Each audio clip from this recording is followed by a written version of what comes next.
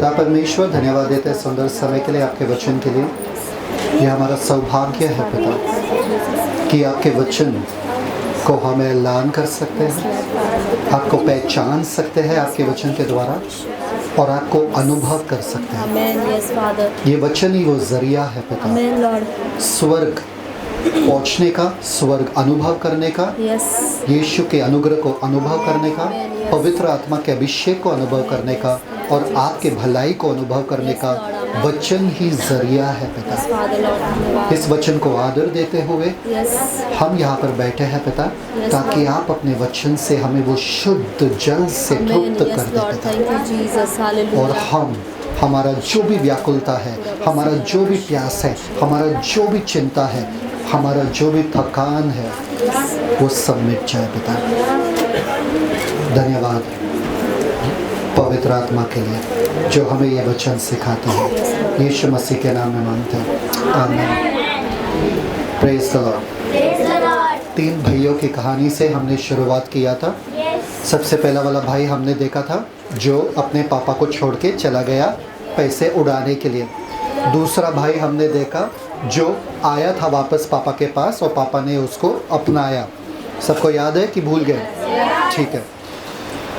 इसी हफ्ते में या पिछले हफ्ते में मुझे एक कॉल आया, मुझे एक फ़ोन आया एक भाई का जो हमें रोज़ हमारा हर वीडियो देखते हैं। उन्होंने कहा कि मसीह जीवन क्या है। वो थक गए थे। वो बोले मुझे समझ में नहीं आ रहा है कि मैं क्या करूं कि मैं मसीह के प्यार को अनुभव करूं। बहुत सारे लोगों का यही सवाल रहता है।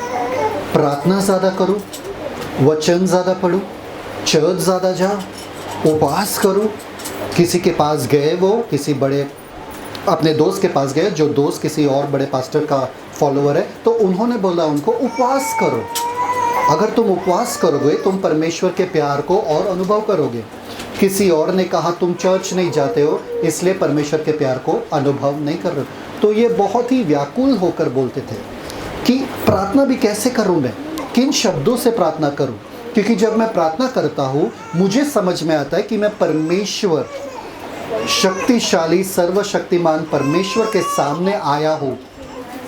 मैं किन शब्दों से उनसे बात करूं तो मैं शांत हो जाता हूं। सब लोग हैं यहाँ पे?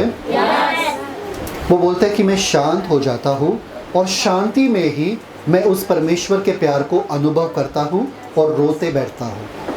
बहुत खूबसूरत चीज़ है। मैंने कहा तुम्हें प्रार्थना का सबसे ऊंचे स्तर को पा लिया है। प्रार्थना का सबसे ऊंचा स्तर यही है कि आप शांत रहो और जानो कि वो ही परमेश्वर है। तो मैंने उनको सांत्वना दिया।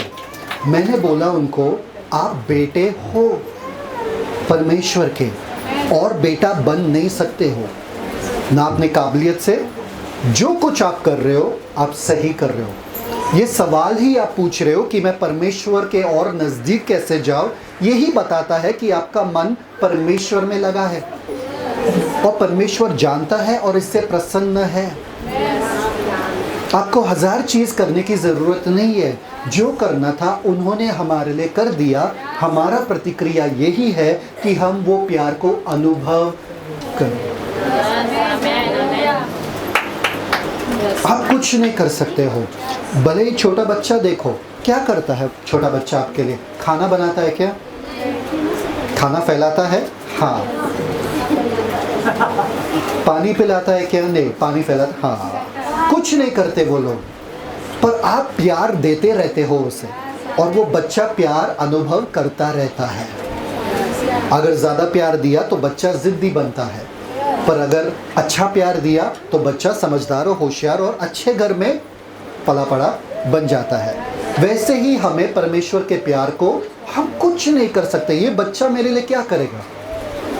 ये बच्चा है, ये मैं जानता हूँ। इसलिए यीशु मसीह ने क्या कहा? तुम भेड़ हो।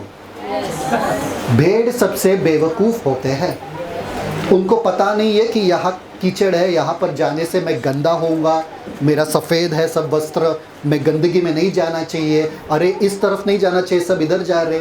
उसको पता नहीं है। वो कचरा भी खाता है, गडेरिया का काम है कचरा निकालना और उसको सिर्फ घास देना, क्योंकि भेड़ बेवकूफ़ है, वो कुछ भी खा लेगा। हमेशा देखा भेड़ कैसे चलते हैं, जाते हैं ऐसे पर सडनली एक ऐसा जाएगा, फिर वापस से ऐसा जाएगा। बेवकूफ़ है हम लोग। परमेश्वर जानते थे कि हम ऐसे निर्णय करेंगे जिससे हमारा जीवन बिगड़ जाएगा, इसलिए बार बार हर चौराहे पे, परेशानी के हर चौराहे पे आपको परमेश्वर वहाँ पर खड़े मिलेंगे। हमको लगता है हम परमेश्वर से दूर गए। पापा के नज़रों से कभी बच्चा दूर नहीं जाता है। मेले में पापा का नज़र हमेशा बच्चे पे रहता है कि मेरा बच्चा कहाँ पर जा रहा है। बच्चे को भले, बच्चा क्या होता है, परेशान होता है, पापा पापा मम्मी मम्मी मम्मी चिल्लाते हैं, पर पापा और मम्मी शांत बैठते रहते वहाँ पे, देखते क्या मेरा बच्चा क्या कर रहा है, मैं देख रहा हूँ मेरा बच्चा, चिल्लाने दे थोड़ा, फिर मैं जाऊँगा उसको बचाने के लिए, है ना। आपके नज़रें बच्चे के ऊपर रहता है और कितना ज़्यादा परमेश्वर के नज़रें आपके ऊपर है। वो जानते हैं कि आपका दिल उनके लिए है, वो जानते हैं कि आप उनसे प्यार करते हो, आप ढूंढ रहे हो रास्ता उन्हें खुश करने का, पर वो आपसे आज कहना चाहते हैं वो आपसे खुश है, वो आपसे अति प्रसन्न है और उनके प्रसन्नता को और ज़्यादा कर नहीं सकते हो। वो आपसे बेहद प्यार करते हैं, इसलिए नहीं कि आपके काबिलियत कुछ था, इसलिए नहीं कि आपने कुछ किया, इसलिए बस कि आपने उनके पुत्र को अपनाया, बस उनके लिए वो ही काफ़ी था, बाकी सब वो कर दिए आपके लिए। आपका एक ही काम था। हम लोग परेशान हो जाते हैं, हम लोग घबरा जाते हैं, आज मैंने प्रार्थना नहीं किया इसलिए ये सब मेरे साथ नहीं। आपके प्रार्थना के वजह से आपके साथ भलाई नहीं होता है, आप भले परमेश्वर के बच्चे हो इसलिए आपके साथ भलाई होता है। अगर आप प्रार्थना में समय बिता या नहीं बिता, वो दिन आपका अच्छा जाएगा ही जाएगा, क्योंकि आपका पिता भला है। कम ऑन, कोई है मेरे साथ? तो हमने सीखा किसके बारे में? एक बाप जो है और दो बेटे। एक बेटा गया था, सब खराब करके वापस आया और फिर वापस से नया बेटा बन के जीने लगा बाप के साथ। आज हम देखेंगे वो दूसरे बेटे के बारे में, बड़ा वाला बेटा। बड़ा वाला बेटा जो है उसके चरित्र को थोड़ा देखेंगे कि वो क्या है, वो कौन है और क्या हम वो बन चुके हैं क्या, क्योंकि कहीं ना कहीं हम वो बड़े बेटे जैसे बन जाते हैं। लूका का सुसमाचार उसका 15 अध्याय 25 वचन। लूका उसका 15 अध्याय उसका 25 वचन। परंतु उसका जेठा पुत्र खेत में था। जब वह आते हुए घर के निकट पहुंचा तो उसने गाने बजाने और नाचने का शब्द सुना। बस आपको पता है कहानी क्या चल रहा है? अगर पता नहीं है तो शायद से शुरुआत से पढ़ लो ताकि लोगों को वो कहानी समझ में। अच्छा ठीक है, आपको पता है ना कि यहाँ पे पार्टी चल रहा है, अभी घर में पार्टी चल रहा है। छोटा बेटा वापस आ गया, छोटा बेटा ने सब उड़ा दिया पैसा वगैरह सब, और छोटे बेटा वापस आ गया। पार्टी चल रहा है क्योंकि पिता ने उसको क्षमा कर दिया। अब पार्टी चल रहा है और बड़ा बेटा जो है कहाँ पर है? खेत में है। ठीक है, 25 वचन वापस से पढ़ना। बड़ा बेटा लूका 15:25। परंतु उसका जेठा पुत्र खेत में था। खेत में था, सब लोग बोलो खेत में था। बड़ा वाला भैया कहाँ पर थे? खेत में काम कर रहे थे। आगे जब वो आते हुए घर के निकट पहुंचा, हाँ वो घर के पास आ रहे थे, तो उसने गाने बजाने और नाचने का शब्द सुना। उन्होंने गाना बजाना और नाचने का शब्द अपने घर से सुना। मेरे घर में नाचना गाना बजाना कैसे चल रहा है? अगर आप घर वापस लौट रहे हो और आपके घर में पार्टी चल रहा है, आप शौक नहीं होंगे? होंगे ना भाई, किसका घर है भाई, कौन गया अंदर, कौन पार्टी कर रहा है? मेरे घर में तो कभी इतने सालों में पार्टी कभी नहीं हुआ, आज कौन पार्टी कर रहा है ना? तो आगे देखते वर्स 26। अतः उसने एक दास को बुलाकर पूछा, यह क्या हो रहा है? उसने एक दास को बुलाकर, वो अंदर नहीं गया, ध्यान देना, वो अंदर नहीं गया, वो रुका था वहाँ पे और दास को बुला और बोला, भाई बताओ ये क्या हो रहा है मेरे घर में? ठीक है, आगे उसने उससे कहा, तेरा भाई आया है और तेरे पिता ने पला हुआ बछड़ा कटवाया है, इसलिए कि उसे भला चंगा पाया है। एक मिनट रुको रुको रुको रुको। किसी को भी गुस्सा आएगा ना? हाँ, मेरा भाई आ गया है, मेरा भाई, वो जो पापा के सारे जायदाद को लेकर गया है, वो जो पैसा उड़ाया है, वो वापस आ गया है। हम लोग रुके रहते ना, अगर कोई मेहमान हमारे घर में आए, वो गए जा गए और फिर बाद में वापस आएंगे, बोला अरे ट्रेन मिस हो गया, हमको यहाँ ही पे रहना पड़ेगा। हम बोलते ट्रेन मिस हो गया, वापस क्यों आए? मेरा वही भाई जिससे मैं नाराज था, मैं खुश था कि वो चला गया, अब पूरा प्रॉपर्टी मेरा है, मैं अकेला वारिस हूँ, मैं अकेला इस जायदाद का मालिक हूँ, अब वो वापस आ गया। ठीक है, वापस आ गया तो मतलब अब उस पर थूकना होगा, अब उसका निंदा होगा, अब पापा उसे मारेंगे, अब पापा उसे पीटेंगे, अब पापा उसे गाली देंगे और पूरे विलेज के सामने, गांव के सामने उसका निंदा होगा। तो ठीक है, मेरा बेटा, मेरा भाई वापस आ गया। ठीक है, नेक्स्ट आगे 28 वचन, नहीं 27 ही। 27 वचन। उसने उससे कहा, तेरा भाई आया है हाँ। और तेरे पिता ने पला हुआ बछड़ा कटवाया एक मिनट, है। पला हुआ बछड़ा, ये बछड़ा जो है पला हुआ था बड़े भाई के शादी के लिए। मेरा बछड़ा जो मेरे लिए था, मेरे शादी के लिए था, पापा उसका निंदा करने को छोड़ मेरा वाला बछड़ा काट कर पार्टी कर रहे। क्या आएगा? कितने जनों को अपने भाई बहन पे प्रेम आएगा? बहुत प्रेम आ रहा है मुझे। क्या आएगा? क्या आएगा? चल रहे ना, चल रहे ना। पापा इतना क्यों करते हैं? कोई है लाडला आपके घर में? कोई कभी लाडला था पापा, मम्मी पापा के? ज़्यादा प्यार उनको ही मिलता है, कम प्यार बाकी को मिलता है ना? ऐसा लग रहा है बस सारा प्यार उनको ही मिल रहा है, उन्होंने जो मांगा उनको मिलता है, हमको कभी नहीं मिला। ऐसा लाडला हमेशा रहता है हर घर में। तो ये गुस्सा किया कि मेरा वाला बछड़ा उन्होंने काटा, वो भी इस लड़के के लिए जिन्होंने उनका पूरा जायदाद उड़ा दिया। कम ऑन, नेक्स्ट, वही पार्ट का नेक्स्ट आगे। इसलिए कि उसे भला चंगा पाया। एक मिनट, इसलिए कि उसे, अगर मार खा के आता था तो भी ठीक था, अगर लंगड़ा लूला आता था तो भी ठीक था, भला चंगा मतलब उसका कुछ प्रॉब्लम भी नहीं है, एकदम हुष्ट पुष्ट आ रहा है वापस से। शह, कोई चोर उसे मारे नहीं, एक हाथ नहीं टूटा उसका, कोई कुछ बदन नहीं टूटा, भला चंगा है वो। अगर हिब्रू में कहा जाता है वहां पे शलोम है, वो शांति में वापस आया, वो पूरे स्वास्थ्य के साथ वो गया, वो मजा किया, वो पैसा उड़ाया और शांति से वापस आया, और वापस से इधर भी पार्टी, उसका उधर भी पार्टी, इधर भी पार्टी। कितने जनों को प्यार आएगा ऐसे भाई को? कितने जन? आप घर नहीं जाओगे। बड़े भाई के साथ क्या हुआ? नेक्स्ट 28 वचन। यह सुनकर वो क्रोध से भर गया। यह सुनकर वो क्रोध से मैंने कभी भी मांगा तो नहीं मांगा तो उनको मिल गया, क्यों? समझ में आया? नहीं ना? वैसे ही आप करते हो जब आप रोते हो मम्मी पापा के सामने, उनको भी समझ में नहीं आता है रोते रोते क्या बोल रहे हो आप। जब भी मैंने मांगा तो मुझे नहीं मिला, उन्होंने मांगा तो उनको मिल गया, क्यों ऐसे? दो आँख क्यों कर रहे हो? दो आँख है तो दो आँख करेंगे। क्रोध से भर गया, गुस्से से भर गया कि मेरा भाई जो है उधर भी पार्टी मनाया, इधर भी पार्टी मनाया, पापा ने उसको क्षमा कर दिया। अरे मुझे करना चाहिए था ये, इतने सालों से मैं यहाँ पर बैठा हूँ, मेरे लिए कोई पार्टी नहीं हो रहा। आगे जाके देखेंगे, आगे रीड। और भीतर जाना न चाहा। भीतर जाना नहीं गया, वो अंदर नहीं गया, पार्टी में शामिल नहीं हुआ वो पार्टी में। क्यों? मेरे भाई का पार्टी है। जाओ, गांव वाले इस शादी में हमको नहीं बुलाया, हम नहीं जाएंगे। सही बात है कि नहीं? हमको कार्ड नहीं दिया, व्हाट्सएप पे मैसेज किया, हम नहीं जाएंगे, है ना? हमारे घर में आके बुलाना चाहिए था। होता है क्या गांव में? आप लोगों के गांव में नहीं, अमेरिका में होता है, आप लोगों के गांव में नहीं है ना? घमंड, अकड़ है ना? हमको ऊपर नहीं बुलाया, हमको सम्मान नहीं दिया, हम जाएंगे नहीं।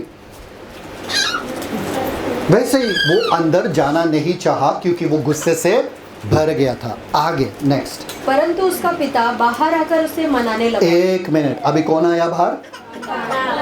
पापा ने देख लिया वहां से, पापा को पता चला कि ये बड़ा भाई जो है अंदर आ नहीं रहा है, खिड़की से देख लिया अरे मेरे लल्ले, अरे तुमसे भी बाहर करता हो।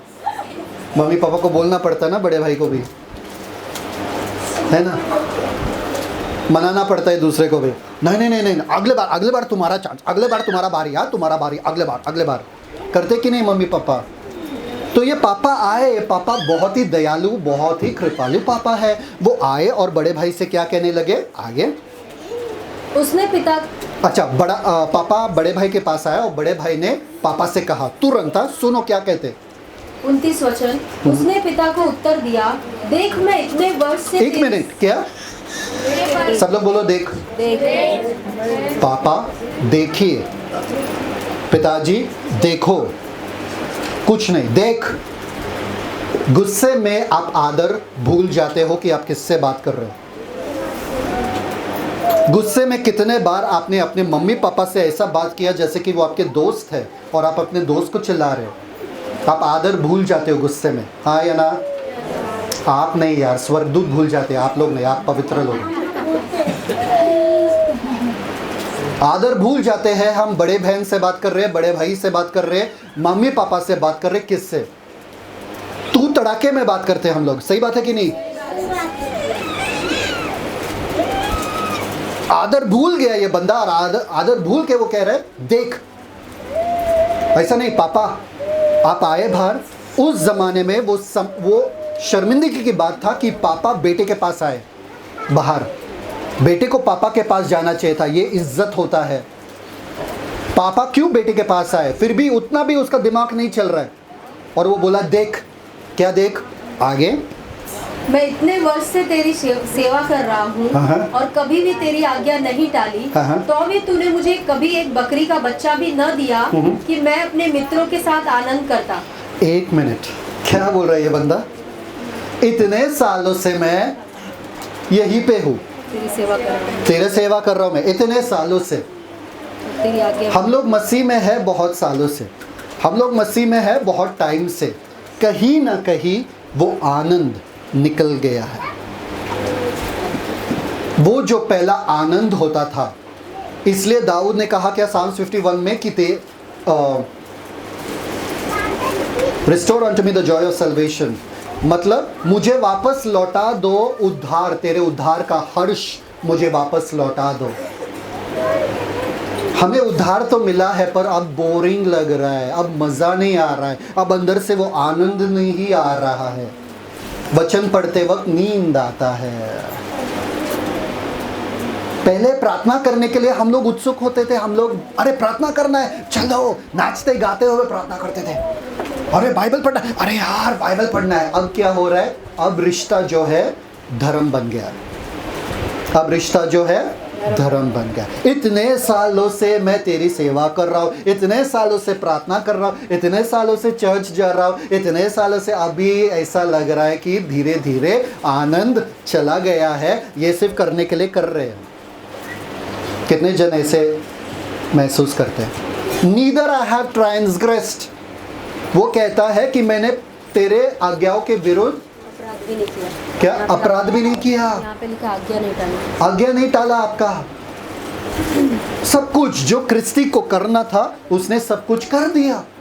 बहुत अच्छा क्रिस्ती है ये, सब कुछ कर दिया। फिर आगे गुस्सा, उसका गुस्से के बाद क्या है? फिर आगे transgress any time but thou never, तो भी तूने मुझे कभी एक बकरी, तो भी तूने मुझे,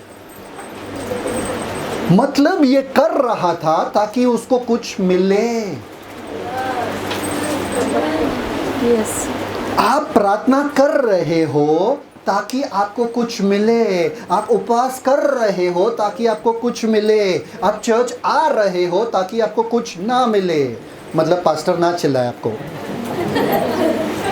हाँ ना, हाँ या ना? ये कर रहा था, पिता का सेवा कर रहा था और कह रहा था तूने मुझे कुछ दिया ही नहीं, एक छोटा सा बेबी बकरी भी नहीं दिया मुझे, बछड़ा भी नहीं दिया, छोटा सा, इतने सालों से। और वो कहता है ताकि मैं अपने दोस्तों के साथ जश्न मनाऊं, ताकि मैं अपने दोस्तों के साथ आनंद मनाऊं। आनंद था नहीं, वो आनंद के लिए काम कर रहा था। वो कभी जश्न मना नहीं रहा था, वो जश्न जीवन जी नहीं रहा था, वो आनंद में जी नहीं रहा था, क्योंकि वो कमाने के चक्कर में था कि मैं अपने पापा का क्या बोलते आशीष कमाऊं, ताकि मैं अपने पापा का वो फेवर तरफदारी कमाऊं। जितना आप कमाने के चक्कर में रहोगे उतना ही आपका आनंद चलता जाएगा, जाता रहेगा। It will keep on depleting, it will keep on going. आपका आनंद जाता रहेगा जितना भी आप मेहनत करने की कोशिश कर रहे हो परमेश्वर को खुश करने के लिए। आप थक जाओगे। कुछ लोग कहते हैं 15 मिनट हर रोज प्रार्थना करो, कुछ लोग कहते हैं 1 घंटा, कुछ लोग कहते हैं 4 घंटा। एक सिस्टर से मैं मिला, नन से मिला, और उनसे बात करते करते पता चला वो 18 घंटा प्रार्थना कर रही थी, हर रोज 40 दिन उपवास प्रार्थना करके 18 घंटा, वो भी घुटने पे या बैठ के, घुटने पे बैठ के खड़े होके, घुटने के बैठ के खड़े, 18 घंटा। किसी के पास है उतना? भाई हमसे तो नहीं होने वाला, छोड़ दो, प्रार्थना ही नहीं करेंगे। थक जाओगे आप, ये आप लगातार नहीं कर पाओगे और बोलोगे नहीं वो वाला मसीह जीवन मेरे लिए तो नहीं हो, नहीं मुमकिन है, छोड़ो बाबा। बस स्वर्ग जा रहे क्या, टिकट कंफर्म्ड है क्या, बस स्वर्ग में घुस जाए कैसे भी करके, बस मेरे लिए वही काफ़ी है, मसीह के लिए क्या जीऊं। और यही हम खो देते हैं। ये बंदा बोल रहा है तूने एक बछड़ा भी मुझे नहीं दिया ताकि मैं अपने दोस्तों के साथ आनंद, मतलब अब तक वो रुका था, कभी ना कभी वो आनंद मनाएगा। हम रुके हैं, कभी ना कभी हमारे जीवन में शांति आएगा, हमारे घर में शांति आएगा, हमारे घर में जीवन में आनंद आएगा, आशीष आएगा। कितने जनों को ऐसा लगता है? नहीं, हाथ ऊपर करो, सच में लगता है कि नहीं लगता है? वरना आप आज आनंदित हो क्या? जिसने भी हाथ नहीं होता है, अब आनंदित हो, अब शांत हो, तो झगड़ा नहीं करना चाहिए आपके घर में। झगड़ा चलता है आपके घर में तो मतलब अभी भी शांत नहीं हो और अभी भी आनंद नहीं हो। आप रुके हो, कभी ना कभी मेरा पति सुधर जाएगा, मेरे बच्चे सुधर जाएंगे, मेरी पत्नी मेरी बात मानेगी। मैं बोल रहा हूँ स्वर्ग में भी आपकी पत्नी आपकी बात मानने वाली नहीं है। ये मत सपने में मत बैठो कि आपकी पत्नी आपकी बात मानने वाली है। सिर्फ परमेश्वर की बात मानना है सबको। समझ में आ रहा है कि नहीं आ रहा है? कोई भी आपका बात नहीं मानेगा। हम रुके हैं ताकि हमें कभी वो मिल जाए और हम सोचते क्या करें ऐसे कि वो जल्दी से जल्दी आ जाए। तो प्रचारक आके आपसे कहते हैं 40 दिन का उपवास करो तो शांति आ जाएगा आपके घर में। ये चीज़ है वो बाहर फेंक दो तो शांति आएगा आपके घर में, उन्नति आएगा, सफलता आएगा। पुणे में जब हम थे, छोटे थे, तभी एक आंटी थी जो दुष्ट आत्माओं के साथ बात करती थी। तो सारे लोग उनके जो दुष्ट आत्माएं वाले थे, ग्रस्त थे, उनको वहाँ पे लेके जाते थे, उनसे बातें करते थे, कहाँ से आया तू, कैसा आया, और निकाल देती थी। वो आंटी उन लोगों को बोलते थे तुम्हारे घर में ऐसा एक चीज़ है उस कोने में, वहाँ पर छुपा हुआ है। सही बात है? तो बोलते हैं हाँ वो तो बहुत पहले से है, वो निकाल दो, तुम्हारे घर में उन्नति आएगा। वो निकालते थे, उन्नति आ जाता था। तो हम भी ढूंढते बैठते थे हमारे घर में ऐसा क्या है जिसको जो उन्नति नहीं आ रहा भाई। सब चीज़ें ढूंढते बैठते थे। ये क्रूस है क्या, ये क्रूस निकालना पड़ेगा, फेंकना पड़ेगा, ये है क्या, ये वो है, ढूंढते बैठते थे। ये निकालो, वो निकालो, ऐसे हम सोचते हैं।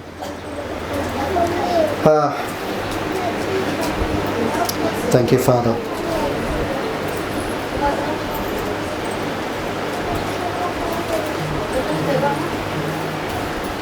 शांति, आनंद, आशीष जो है आपको कमाना नहीं है, आपको अनुभव करना है। अब इसी वक्त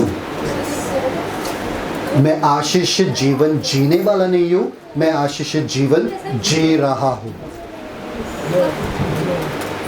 मैं शांत होने वाला नहीं हूँ। जब मेरे पत्नी बकबक करना बंद कर देगी मैं शांत हूँ।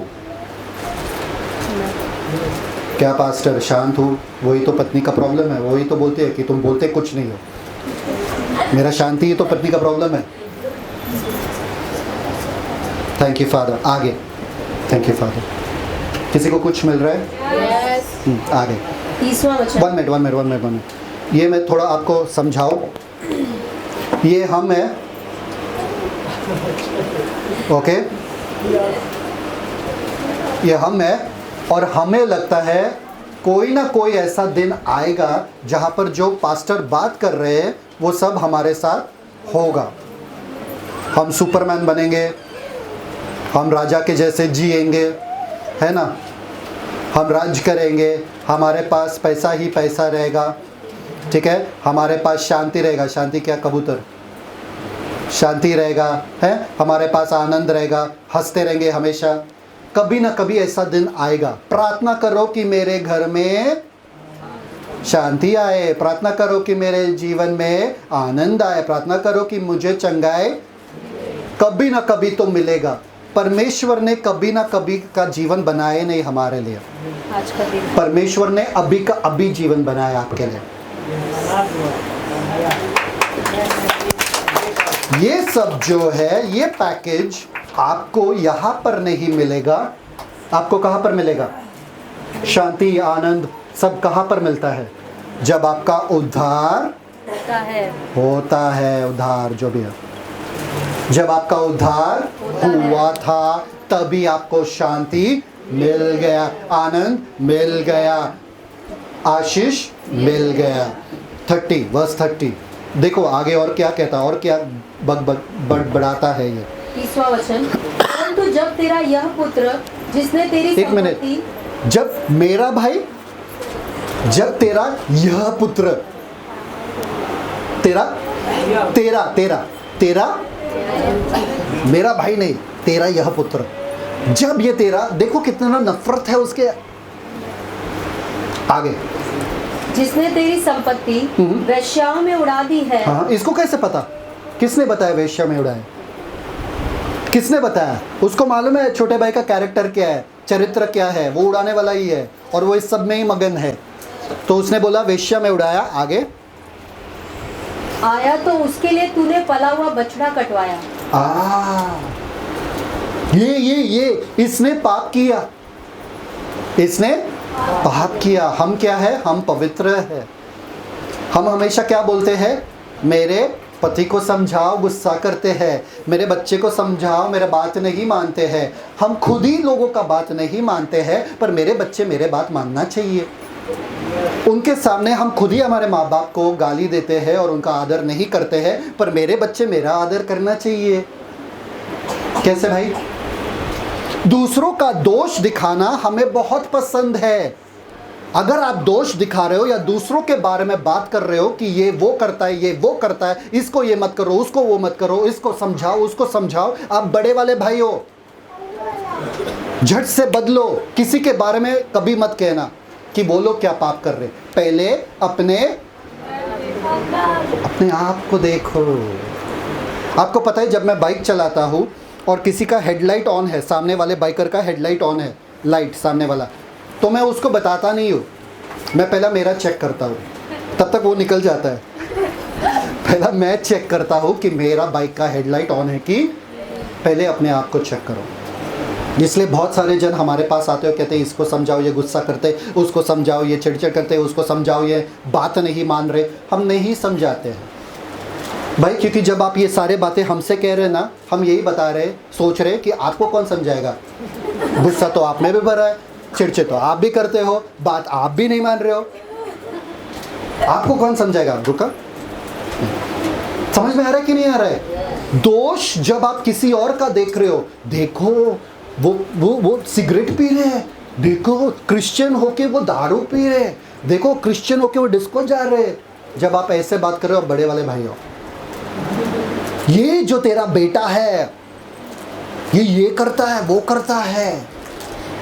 कितने जन है यहाँ पे जो साफ साफ दूसरों का गंदगी देखते हैं पर अपना नहीं। जब मैं गुस्सा करता हूँ एक वजह होता है मेरे गुस्से का, पर ये बेवजह गुस्सा करते हैं। कितने जनों का ऐसा लगता है? एक बार एक पति और पत्नी जो है एक नए घर में शिफ्ट हो गए। नए घर में शिफ्ट होने के बाद पत्नी जो है हमेशा विंडो से देख रही है बाहर और बोल रही है, विंडो से देख रही है और बोल रही है, सामने वाली लड़की जो औरत जो है अपना साड़ी सुखा रही है, सफ़ेद साड़ी, पर इतना गंदगी है वो सफ़ेद साड़ी में, उसे कोई बताना चाहिए, कोई बताना चाहिए। दूसरे दिन वापस से वो पत्नी जाती है और देखती है विंडो के द्वारा, अरे वो खिड़की के द्वारा, और देखती है कि अरे कितना गंदा साड़ी है, वापस से उसको दिखता नहीं है क्या इतना गंदा साड़ी है, सफ़ेद साड़ी है। तीसरा दिन हुआ, चौथा दिन हुआ, पांचवा दिन बार बार कुड़कुड़ा रही है और पति वहाँ पर बैठ के न्यूज़पेपर पढ़ रहे आराम से। छठवें दिन पे वापस से वो गई, बोले अरे अब तो पूरा साफ है उसका साड़ी। अच्छा हुआ किसी ने उसको बता दिया। पति ने कहा आज मैंने विंडो साफ किया, खिड़की साफ किया आज मैंने। गंदगी उसके साड़ी में नहीं है, गंदगी आपके खिड़की में है। आपके खिड़की साफ करो। समझ में आ रहा है कि नहीं आ रहा है? दूसरे लोगों में दोष देखना और उनके दोषों के बारे में बात करना बंद करो। ये परमेश्वर का आज्ञा नहीं है। परमेश्वर ने नहीं कहा दूसरे पे दोष लगाओ और तुम्हें आज़ाद किया जाएगा, हाँ, तुम्हें छूट दिया जाएगा।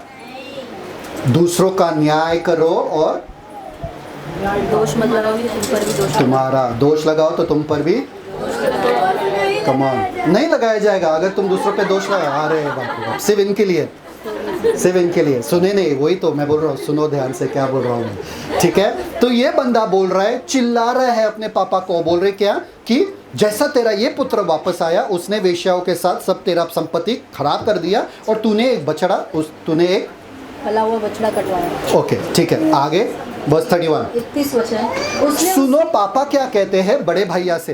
पापा क्या कहते हैं बड़े भाई से? शॉकिंग, सुनो।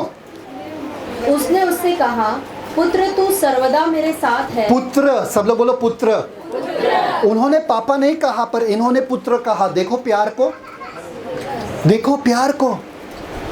उन्होंने पुत्र से संबोधित किया, हाँ, संबोधित किया कि तू मेरा पुत्र है। पुत्र, भले तू मुझे रिस्पेक्ट नहीं देता है, भले तू मुझे आदर नहीं दे रहा है, पर फिर भी तू मेरा बेटा है। बेटे सुन आगे।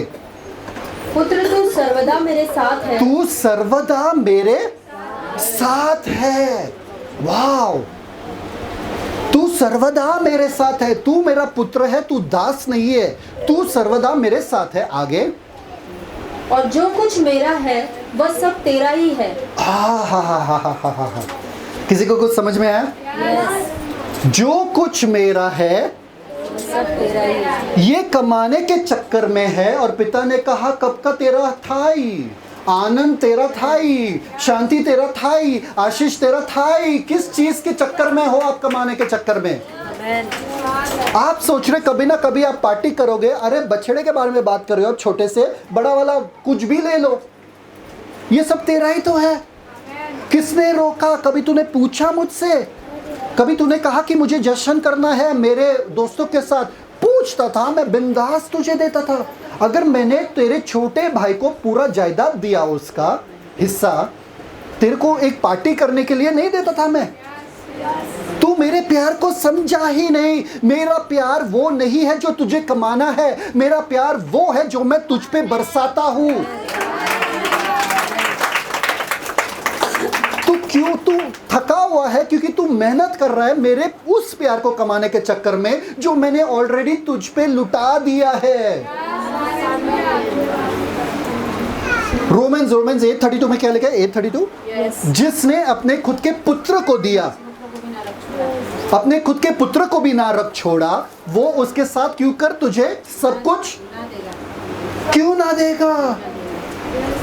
अरे तू मेरा पुत्र है, तेरा हक बनता है मेरे हर चीज पे। सब लोग हैं? Thank you father. इसलिए मुझे दुख लगता है या मैं शॉक हो जाता हूँ, मैं बैठता हूँ पवित्र आत्मा से पूछता हूँ। जब मैं प्रचार ऐसे सुनता हूँ मैं बैठा, मैं उपवास किया, मैं प्रार्थना किया, मैं उपवास किया, प्रार्थना किया, और फिर मुझे पवित्र आत्मा मिला है? मैंने दशवांश दिया, मैंने ऑफरिंग दिया, मैंने दशवांश दिया, ऑफरिंग दिया, जो कुछ मेरे था मैंने दे दिया, और फिर मुझे आशीष मिला है? नहीं, उस विधवा को देखो जो यीशु बैठे थे वहां पर, जहां पे सारे लोग अपना दान दे रहे थे। उस विधवा को देखो, उन्होंने, उनके पास सिर्फ दो ही दमड़िया था, सिक्के थे, 2 ही सिक्के थे, और वो 2 सिक्के उन्होंने वो दान में डाल दिया। देखो उन्होंने अपना सब कुछ डाल दिया। वहां पर यीशु मसीह ने नहीं कहा कि वो धन्य है। कॉन्टेक्स्ट ये है कि फरीसी लोग कैसे विधवाओं का फायदा उठा रहे। परफेक्ट, ठीक है। फरीसी लोग वो विधवा का फायदा उठा रहे थे और सब उसने अपना दे दिया ये सोच के कि मुझे देना पड़ेगा वरना मुझ पे आशीष नहीं आएगा। यीशु मसीह कह रहे देखो कैसे फरीसी लोग विधवाओं का फायदा उठा रहे। ये नहीं कहा कि तुम अपना सब कुछ दो ताकि तुम आशीष पाओ। अरे पास्टर लास्ट संडे ही सिस्टर ने सिखाया, अभी आप सब उल्टा सिखा रहे हो क्या? लास्ट संडे सिस्टर ने सिखाया दशवांश देने का, ऑफरिंग देने का, दान देने का, अपना सब कुछ देने का। हम देने के लिए आए थे आज, पर आप सिखा रहे हो नहीं देने का, तो हम वापस लेके जाएंगे। सुनो गौर से, देना इसलिए नहीं है ताकि आप आशीष पाओ, देना इसलिए क्योंकि आप आशीषित हो। क्योंकि मैं आशीषित हूं, क्योंकि मैं राजा हूं, मैं देता हूं, क्योंकि मेरा पिता देने वाला है और मैं उसी नस्ल का हूं, इसलिए मैं देता हूं। समझ में आया कि नहीं आया? आपका मोटिव जरूरी है, किस कारण के वजह से आप देते हो। आशीष पाने के लिए तो आपको सालों सालों लगेगा आशीष पाने के लिए। जैसे कि ये बेटा था, इतने साल से मैं रुका हूं ताकि मैं जश्न मनाऊं। पापा कह रहे अरे पहले साल में ही बोलते थे जश्न मनाना है, जश्न मनाते थे, फिर क्यों रुके थे? सब कुछ तो गलेशियंस 4:1 खोलो, गलातियों का 4:1। गलातियों उसका 4था अध्याय, थैंक यू फादर, उसका पहला वचन। मैं यह कहता हूँ कि वारिस जब तक बालक है, यद्यपि सब वस्तुओं का स्वामी है, तो भी उसमें और दास में कोई भेद नहीं। क्या? सब वस्तुओं का स्वामी है। सब वस्तुओं का स्वामी है। बालक यदि सब वस्तुओं का स्वामी है, सब लोग बोलो बालक। क्या बोल रहे हैं यहाँ पे? बालक। वो बालक जो बोलना नहीं आता है उसको, जैसे कि ये बालक, ये बालक, ये बालक है ना, बोलना आता है उसको। सॉरी ये बालक नहीं, ये बालक है ना। मेरे प्रॉपर्टी का वारिस कौन है? मेरे सारा प्रॉपर्टी का वारिस कौन है? यही बालक है ना। कब बनेगी? कब बनेगी? जब पैदा हुई तभी बनी। जब मेरा उद्धार हुआ, मैं परमेश्वर के सारे प्रॉपर्टी का वारिस और हकदार बन गया। मुझे रुकना नहीं है, मैं स्वामी बन गया। सारे दास, वो बालक, वो राजा के घर में जो राजकुमार पैदा होता है वो उसे स्वामी मानते हैं। तुरंत जब वो छोटा बच्चा है, बोलना भी नहीं जानता है, सारे दास उसको दंडवत करके उसको स्वामी मानते हैं। मेरा सब कुछ हो गया जब मैंने यीशु को अपनाया। उद्धार सबसे बड़ा चीज है, उद्धार से बड़ा और कुछ नहीं है। स्वर्ग भी उद्धार से बड़ा नहीं है। Come on. स्वर्ग में सिर्फ संत लोग रहते हैं, सिर्फ पवित्र लोग रहते हैं। उद्धार ने अपवित्र लोगों को लिया और उनको पवित्र बनाया। कौन सा बड़ा है? एक घर जो साफ है और एक घर जो गंदा था और फिर साफ हो गया। कौन सा बेटर है? जो गंदा था और साफ हो गया, वो तो साफ ही रहता है। ये तो गंदा होके साफ हो गया, ये तो बहुत बड़ी बात है। समझ में आया कि नहीं आया? तो स्वर्ग से भी बड़ा क्या है आपका? Good job. 1 कोरिन्थियंस 3:21। पहला कुरिन्थियों उसका 3रा अध्याय, उसका 21 वचन।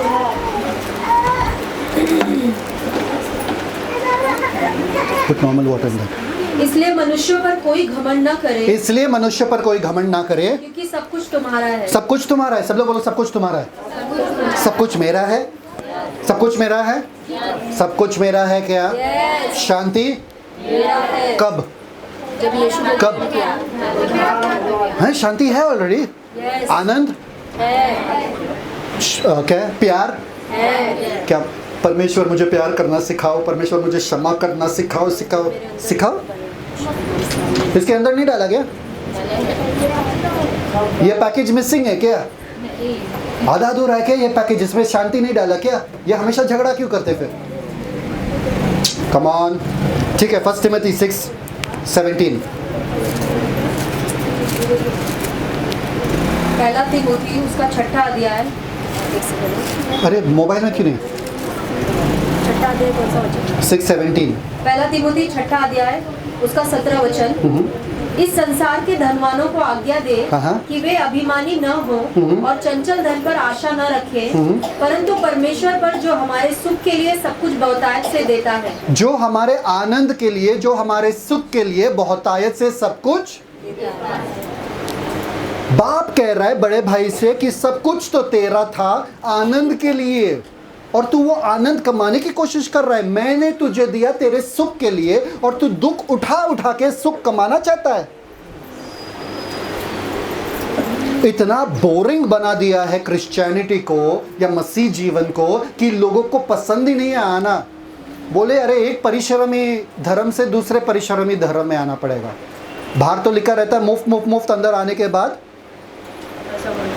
भरो। याद है ना वो चिड़ियाघर वाला कहानी, सबको याद है?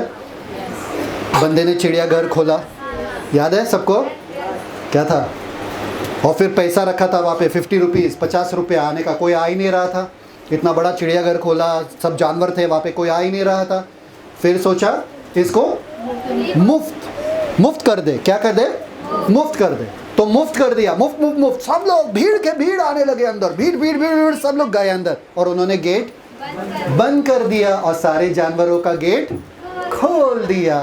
सारे लोग परेशान और भागने लगे, अरे हमें बाहर जाना है, हमें बाहर जाना है। उन्होंने कहा बाहर जाना पड़ेगा तो 500 रुपये भरना पड़ेगा, फिर ही बाहर जा पाओगे। समझ में है? तो हमको लगता है मसीह जीवन वैसे ही है, मुफ्त मुफ्त मुफ्त। यीशु मसीह को अपना उद्धार मिल गया, अंदर आने के बाद 18 घंटा प्रार्थना करो, 40 दिन का उपवास करो, ये करो वो करो। अरे यार फंस गए। समझ में आ रहा है कि नहीं आ रहा है? ये यीशु का योजना कभी था नहीं। यीशु का योजना ये है कि मैंने तुमसे प्यार किया, वो प्यार को अनुभव करके दूसरों तक वो प्यार पहुंचा दो, बस। और उसके लिए आप पे अनुग्रह हुआ है। आपको स्वर्गदूत दिया गया है, आपको पवित्र आत्मा दिया गया है, सब कुछ तो तुम्हारा है। तुम जश्न पहले से मना सकते थे पर नहीं मना रहे हो। हर दिन तो हम कमाने के चक्कर में रहते हैं। ठीक है, नेक्स्ट सब लोग हैं? वर्स 32, 15:32 लूका का 15। पापा फिर भी बात कर रहे बड़े भैया से। ठीक है, लूका उसका 15वां अध्याय उसका 32 वचन, परंतु अब आनंद करना और मगन होना चाहिए, क्योंकि यह तेरा भाई मर गया था फिर जी गया है, खो गया था अब मिल गया है। आनंद करना चाहिए, जश्न मनाना चाहिए। क्यों? क्योंकि तेरा भाई जो था वो मर गया था पर अब जी गया है, खो गया था पर अब मिल गया है, इसलिए आनंद मनाना चाहिए। ये आखिरी वर्ष है आपके बाइबल में? यस। ढूंढो। 15 अध्याय लूका 15 का आखिरी वर्ष है, पक्का? उसके बाद कुछ है क्या? उसके बाद कुछ है? नहीं। पक्का? देखा? यस। मुझे तो लग रहा है नहीं है।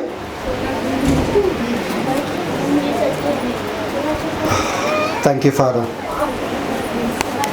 हमेशा कभी भी दोष लगाने का जो शब्द है ना, दोष लगाने का जो ये है, वो शैतान के तरफ से। किसके तरफ से? तू काबिल नहीं है, तूने बहुत ज़्यादा प्रार्थना नहीं किया, तेरा जीवन में प्रार्थना नहीं है, तेरे जीवन में उपवास प्रार्थना नहीं है, तेरे जीवन में ये नहीं है वो नहीं है, तू उसके जैसे कभी बन नहीं सकता है, तू वैसे कभी कर नहीं सकता है, तू बड़े बड़े काम परमेश्वर के लिए कर नहीं सकता है। ये सब शैतान का आवाज़ है, क्योंकि रोमियो 8:1 के अनुसार जो कोई मसीह में है उन पे दोष का आज्ञा नहीं है, दंड की आज्ञा नहीं है। क्यों? क्योंकि तुम मसीह में हो और तुम्हारा काबिलियत जो है मसीह है। आमेन। यस। अगर मसीह काबिल है, अगर मसीह योग्य है, तो तुम योग्य हो और तुम काबिल हो। Come on. मैं परिपूर्ण हूँ और परमेश्वर के परिपूर्णता से भरा हुआ हूँ। मुझ में कोई कमी नहीं है, क्योंकि वो जो काम करता है वो पूरा करता है, आधा अधूरा छोड़ता नहीं है। मुझ पे काम किया गया है ताकि मैं काम करूं और मैं उनके साथ काम करूं, और वो मुझे शक्ति देता है, वो मुझ पर अनुग्रह करता है ताकि मैं परिश्रम करते रहूं, और ये परिश्रम जो कर रहा हूं मैं नहीं वरन वही अनुग्रह जो मुझ पर हुआ है। अगर मैं बैठता हूं प्रार्थना में 18 घंटा प्रार्थना में, क्योंकि उसका अनुग्रह मुझ पे है। अगर मैं 40 दिन तक उपवास करता हूं, क्योंकि उसका अनुग्रह मुझ पर है। मैंने उस अनुग्रह को अनुभव किया, इसलिए मैं उसके प्यार में जुनूनी बन गया हूं। आमेन, हालेलुया। अगर प्यार में कहीं गिर गए मतलब ऐसा नहीं, अगर किसी से कभी प्यार किया तो आपको पता है कि खाना पीना सब बंद हो जाता है। तुम्हारे प्यार, बस मेरा पेट भरता है तुम्हारे प्यार से, है ना।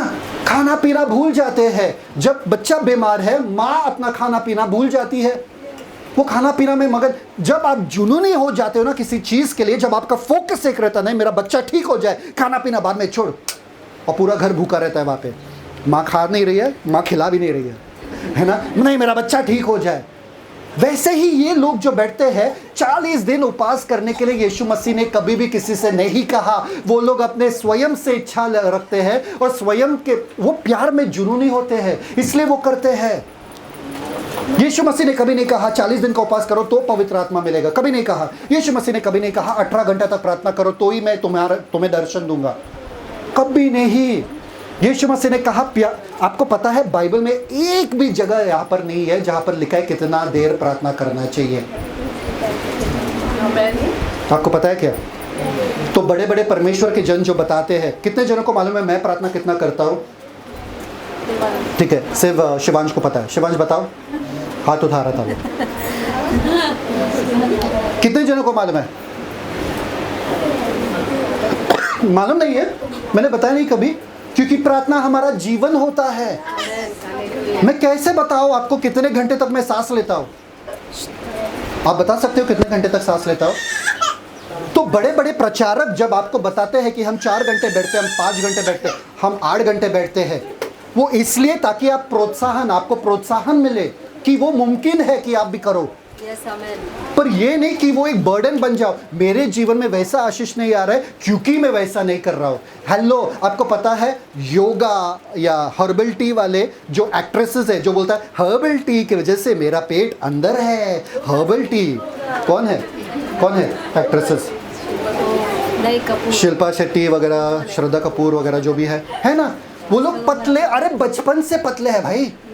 मैं निशा को यहाँ पे खड़ा करके बोलूँ पिज्जा और बर्गर खाने से देखो कितनी पतली हो गई है ना। ये पिज्जा और बर्गर रोज खाती है, आप भी खाओ रोज, तो आप मानोगे क्या? अरे वो लोग बचपन से पतले हैं, उनको लेके बोल रहे हर्बल टी से पतले हो जाते हैं, तो वो मानेगा क्या? भी मानते हैं सब। देखिए वो आशीष उनके जीवन में जो आया है ना, बड़े बड़े परमेश्वर के जन, क्योंकि उन्होंने रियलाइज किया वचन में क्या सामर्थ है और अनुग्रह में क्या सामर्थ है। आमेन, हालेलुया, थैंक यू जीसस। ना कि उन्होंने कमाया, ना उनके काबिलियत की वजह से, उन्होंने अपनाया वो सत्य को जो परमेश्वर ने आपको भी दिया। Come on.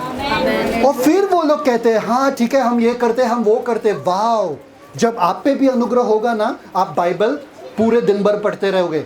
जब आप पे भी वो अनुग्रह हुआ, आप वो अनुग्रह का दर्शन पाओगे तो आप दिन भर प्रार्थना करोगे, आपका मुंह चलता रहेगा, अन्य भाषा में बातें करते रहोगे, किसी को बताना नहीं पड़ेगा च चाओ किसी को पता। इसलिए अपने बच्चों को, अपने पति को समझाना छोड़ दो, अनुग्रह में जियो, और वो अनुग्रहकारी जीवन देखकर वो लोग आपके यीशु के पास आएंगे, क्योंकि वो देख रहे कि आप इतना मेहनत कर रहे हो फिर भी कुछ नहीं हो रहा है। अनुग्रह में परिपूर्ण हो जाओ, वो लोग चुंबक के जैसे आ जाएंगे, चिपक जाएंगे। मुझे वो अनुग्रह चाहिए। सब लोग बोलो अनुग्रह। यीशु मसीह ने इतना आसान बना दिया, हम इतना कॉम्प्लिकेट क्यों करते हैं? सब लोग हैं? ठीक है, Romans 8:1-4 give your phone to her. उसका 8वां अध्याय, उसका पहला वचन पढ़ो ध्यान से। सो अब जो मसीह यीशु में है उन पर दंड की आज्ञा नहीं। जो मसीह यीशु में है, यहाँ पर नहीं लिखा है जो प्रार्थना करते हैं 50-50 घंटे, जो फास्टिंग करते, उपवास करते, जो चर्च जाते, कुछ नहीं। जो मसीह में है। आप मसीह में कब आए? यीशु को ग्रहण किया उसी दिन। जब उद्धार हुआ। सब कुछ उद्धार, याद रखना सब कुछ उद्धार है, ठीक है। कब वो आए? तो तब से मुझ पे कोई दंड का आज्ञा नहीं, कोई मुझ पे दोष नहीं लगा सकता है। आगे नेक्स्ट। क्योंकि वे शरीर के अनुसार नहीं वरन आत्मा के अनुसार चलते हैं। वाह, ये मेरा हकीकत है, ये मेरा सत्य है। इसका घोषणा मुझे हर रोज करना है और ये जानना है कि मैं शरीर के अनुसार नहीं, मैं आत्मा के अनुसार चलता हूँ। मैं आत्मिक निर्णय लेता हूँ, मैं आत्मिक सोचता हूँ, मैं आत्मिक बोलता हूँ। आगे, क्योंकि जीवन की आत्मा की व्यवस्था ने मसीह यीशु में मुझे पाप की और मृत्यु की व्यवस्था से स्वतंत्र कर दिया। मैं स्वतंत्र हो चुका हूँ। अब मैं कौन से व्यवस्था में आ गया हूँ? जीवन और आत्मा के। कम ऑन, आगे, नेक्स्ट। Thank you father. क्योंकि जो काम व्यवस्था शरीर के कारण दुर्बल होकर न कर सकी, व्यवस्था कर नहीं पाया, आप अपने आप को पवित्र रख नहीं पाओगे। कितने जनों ने कोशिश किया अपने गुस्से पे काबू करने का, अपने लतों पे काबू करने का? कितने जन यशस्वी हो गए? यशस्वी क्या बोलते हैं? सक्सेसफुल हो गए। कितने जन सफल हो गए? मेरे बच्चों से पूछो भाई, आज ही सुबह हो गया था, ऐसा ना? नहीं कर पाओगे आप। शरीर को काबू में नहीं कर पाओगे। हाँ या ना? यस। आप अगर शरीर में चल रहे हो, आप कितना भी करो, सुबह उठने की कोशिश करो, आप उठोगे नहीं। आगे, नेक्स्ट। उसको परमेश्वर ने किया, जो मैं शरीर में होकर कर नहीं पाया, उसको किसने किया? परमेश्वर ने किया। परमेश्वर करेगा? किया। परमेश्वर कोशिश करेगा करने का? किया। परमेश्वर ने, सब लोग बोलो परमेश्वर ने किया। वाह, जो मैं कर नहीं पा रहा था, जो मैं अपने जीवन को सुधर नहीं पा रहा था, संवर नहीं पा रहा था, अपने आप को काबू में रख नहीं पा रहा था, वो परमेश्वर ने किया। कैसे? सुनो, अर्थात अपने ही पुत्र को, अर्थात अपने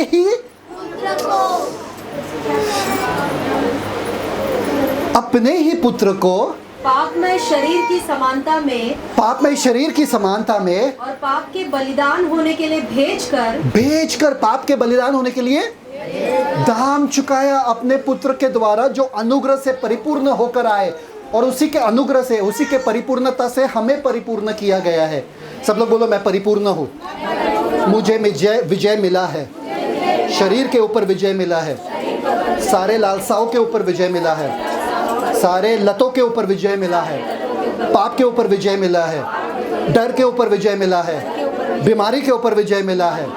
ओ कम ऑन, मैं अपने खुद से अपने आप को चंगा नहीं कर पाया। वो जो मैं कर नहीं पाया, वो परमेश्वर ने किया, अपने पुत्र को भेजा। आगे, नेक्स्ट। Thank you father.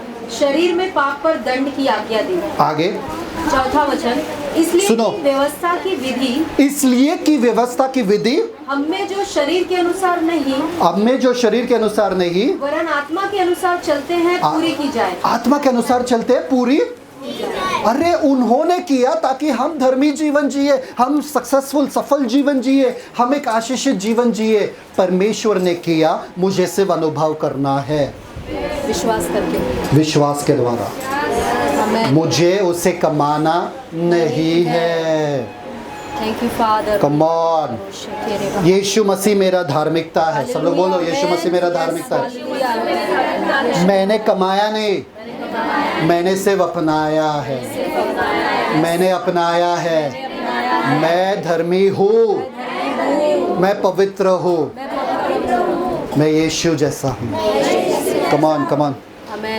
ये देखो, थैंक यू फादर। सब लोग है कि सबको नींद आ रहा है? आज नींद आ रहा है? इसको आधा कर दो यहाँ पे। सिस्टर ने भविष्यवाणी किया कि आज ये पूरा कहानी खत्म होगा। कहानी तो खत्म हुआ ना, बेचारी निशा। ये देखो, ये हमारा जीवन है। यहाँ पर वापस से हम खड़े हैं, ओके, और हमारा उद्धार हुआ है। चलो, नजात, ठीक है, हमारा उद्धार हुआ है, नजात हुआ है, ठीक है, नजात, उद्धार हुआ है, ठीक है। और इसके बाद हमें मसीह में बढ़ना है, करेक्ट? सब लोग हैं? यस। मसीह में बढ़ना है। अब मसीह में बढ़ने के लिए क्या करना चाहिए? प्रार्थना, ठीक है, बाइबल, वचन, ठीक है, वचन। आगे, चर्च, उपवास, फिर हम बढ़ेंगे, मसीह में बढ़ेंगे। ये तो वही बात हो गया ना, फ्री फ्री फ्री, सब मुफ्त मुफ्त मुफ्त, और अंदर आने के बाद खलास, खत्म, टाटा बाय बाय, फिनिश, सब परिश्रम पूरा। हमको लगता है उद्धार ऐसा है, यहाँ पे उद्धार हुआ हमारा, हमको लगता है उद्धार ऐसा है, ये एक घटना है, उद्धार एक घटना है। एक दिन पे मैंने यीशु को अपनाया, मार्च 10 मार्च को मैंने यीशु को अपनाया, ठीक है, ये घटना है। इसके बाद हमें पूरा जिंदगी घटाना है, जो भी है करना है, मेहनत करना है, परिश्रम करना है। उद्धार ये नहीं है, ये हमारा पिक्चर है। हमें लगता है उद्धार छोटा सा चीज़ है जो हमारे साथ हुआ है, अब बड़े बड़े चीज़ परमेश्वर के लिए करना है। अरे सबसे बड़ा चीज़ जो आपने परमेश्वर के लिए किया है वो यीशु को अपनाया। अरे उद्धार एक घटना नहीं है, एक मौके का वो इवेंट नहीं है। उद्धार आपका पूरा जिंदगी है, उस क्षण से जब आप यीशु को अपनाए अनंत काल तक पूरा उद्धार ही उद्धार है। इसलिए लिखा है विश्वास में बने रहो, विश्वास में खड़े रहो, विश्वास में डटे रहो। आपको वहीं पे खड़ा रहना है जहाँ पर आपको उद्धार मिला है। बस यीशु मसीह का अनुग्रह मुझ पे हुआ है विश्वास के द्वारा, और यहाँ पर आपको ढब ढब ढब ढब ढब ढब पूरा का पूरा सब कुछ मिल गया। पवित्र आत्मा, वरदान, फले फूले सब मिल गया आपको। उद्धार सबसे बड़ा तोहफा है। आमेन, yes true. Come on, come on, क्या बात कर रहे हो? मैंने सिर्फ बोला यीशु मसीह प्रभु है और मेरा अनंत काल तक मेरा सब हो गया। हाँ सब हो गया। नहीं कुछ तो करना पड़ेगा, नहीं सब हो गया। नहीं कुछ तो रहेगा, मेरा भी कुछ नहीं, सब हो गया। आपको सिर्फ वो उद्धार को अनुभव करना है, अपने जीवन द्वारा रोशनी बन के, निशा बन के नहीं, अपने जीवन द्वारा रोशनी बन के, नमक बन के जीना है बस। और वो रोशनी और नमक जो है, नमक क्या करता है नमक बनने के लिए? कुछ नहीं करता। क्या करता है नमक? नमक बनने के लिए क्या करता है? कुछ नहीं करता। कुछ नहीं करता है। वो नमक बना है, वो नमक ही है, उसका काम ही नमकीन होना है। रोशनी क्या करता है रोशनी बनने के लिए? नहीं मेहनत तो करता होगा, उपवास करता होगा, कुछ तो करता होगा। मैं बना ही हूँ एक चुंबक के जैसे, जो लोग इस प्रकाश के पास आते हैं क्योंकि मेरे में मसीह है, और मसीह जब मेरे द्वारा चमकते हैं तो सारे लोग मेरे पास आएंगे उसी मसीह के द्वारा। क्यों नहीं हो रहा मैं आपको बताता हूँ, क्योंकि हम यहाँ पर फंसे हुए हैं। शैतान ने कहा उद्धार तो छोटी चीज़ है, अब मेहनत करना पड़ेगा। मेहनत में फंसे हुए हैं, कमाने में फंसे हुए हैं, और जश्न नहीं मना रहे। हमने तो प्रार्थना किया, हमने तो 40 दिन का प्रार्थना किया जैसे कि सिस्टर ने किया, फिर भी मुझे कुछ नहीं मिला। 40 दिन के बाद मालूम है उपवास प्रार्थना के बाद उन्होंने क्या ठाना कि वापस से कभी नहीं करेंगे, बस वही मिला और कुछ नहीं मिला। किया उन्होंने, इसलिए क्योंकि हम कमाने के चक्कर में पड़े हैं, इसलिए हम थक जाते हैं। कमान सब लोग हैं? Galatians, open Galatians 5:1-6। गलातियों उसका 5वां अध्याय। कितने जनों को लग रहा है अब खत्म होगा? गलेशियंस 5:1-6। गलातियों 5वां अध्याय पहले 1 से लेकर 6 वचन। मसीह ने स्वतंत्रता के लिए हमें स्वतंत्र किया है। मसीह ने क्या?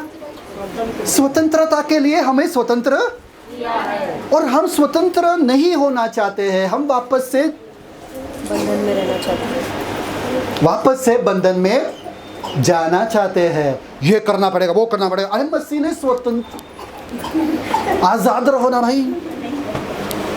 सोचो एक कैदी को रिहा कर दिया जेल से, और वो वापस आता है, आगे वाले थाने से आता है, बोलता है मुझे वापस से जेल जाना है। बोले कैसा है इसको आज़ाद किया जाने के लिए, वापस आ गए। नहीं भाई तेरे को बहुत खाना खिलाया, हमारा बहुत पैसा जा रहा है खाना खिलाने, जाओ निकल जाओ यहाँ से। नहीं ना, वैसे ही हम लोग कर रहे हैं। आज़ाद रहो ना। आपको पता है आज़ादी क्या है? बड़े लोग तो भूल गए, पर बच्चे को मालूम है आज़ादी क्या है? स्कूल से छूटते वक्त देखो ये, और स्कूल को जाते वक्त ऐसे जाते हैं, दुनिया का बोझ उनके सर के ऊपर है, ऐसा लग रहा पूरा देश वही चला रहे हैं। पर स्कूल, हाँ समर वेकेशन चालू होता है तो आखिरी दिन, हाँ अगर क्लास खत्म हो गया, क्या बोलते हैं, स्टैंडर्ड खत्म हो गया, बुक्स ऐसे फेंकते, रद्दी में फेंको, रद्दी में फेंको, बुक्स ऐसे फेंकते, पता चलता है वापस चाहिए बुक्स। कहाँ फेंके, समझ आ रहा है कि नहीं आ रहा है? वो कहते हैं आज़ादी, आज़ाद। आप कितने जन यहाँ पर है जो कॉलेज स्कूल ख़त्म कर दिए और सोचते थे कि ये यूनिफॉर्म से बस छुटकारा मिल जाए, यूनिफॉर्म नहीं पहनना है, कॉलेज में जाते ही रंग बिरंगे, मज़ा आ रहा है, हर दिन नया कपड़ा। कितने जनों को अच्छा लगा? अभी सोचो कॉलेज में भी जाके यूनिफॉर्म पहनेंगे तो ये कौन सा जोकर आया है, कहाँ से आया है ये? स्कूल से छूटे हम, यूनिफॉर्म से छूट गए। मसीह में आप आज़ाद हो गए, स्वतंत्र हो गए, स्वतंत्रता में जियो। इसलिए तो आप खुश नहीं हो, लोग आपको देख के खुश नहीं है क्योंकि आप वापस से यूनिफॉर्म में आ गए। बोले ये क्या है भाई, एक धर्म से निकल के दूसरे धर्म में आ गए हम। कमान सब लोग है, आगे पढ़े। सो इसी में स्थिर रहो। इसी में, किस में? स्वतंत्रता। मसीह ने कब मुझे आज़ाद किया? उद्धार में। सब लोग बोलो, सारे सवालों का जवाब उद्धार ही है। मसीह ने कब आज़ाद किया? तो इसी में स्थिर रहो। इसी में स्थिर रहो, इधर से बढ़ो मत, इसी में स्थिर रहो। आगे, और दासत्व के जुए में फिर से न जुटो। दासत्व के जुए में फिर से क्यों वापस से रूल और रेगुलेशन बना रहे हो? हर दिन 3 चैप्टर पढ़ना पड़ेगा। अगर 3 चैप्टर नहीं पढ़ा तो मेरा जीवन खुशी से नहीं जाएगा, मेरा दिन खुशी से नहीं जाएगा। झगड़ा हुआ, हाँ तूने जरूर सुबह प्रार्थना नहीं किया होगा इसलिए तो झगड़ा कर रहे हो। सही बात है कि नहीं? मत दासत्व में मत आओ वापस से, मसीह ने तुम्हें आजाद किया है, आजादी के लिए। आगे आगे देखो, एक मिनट, पौलुस सारे दूसरे बेटे वाले जो है ना, जो गुस्सा वाला है, अगर उनको ये सरमन अच्छा नहीं लग रहा है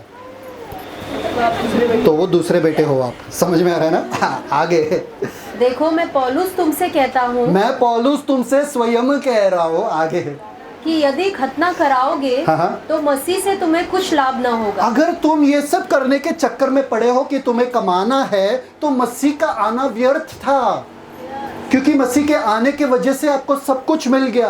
अब मसीह भी बैठे वहाँ पे सोच रहे, अरे मैंने तो सब कुछ दिया इनको, कमा क्या रहे हैं ये?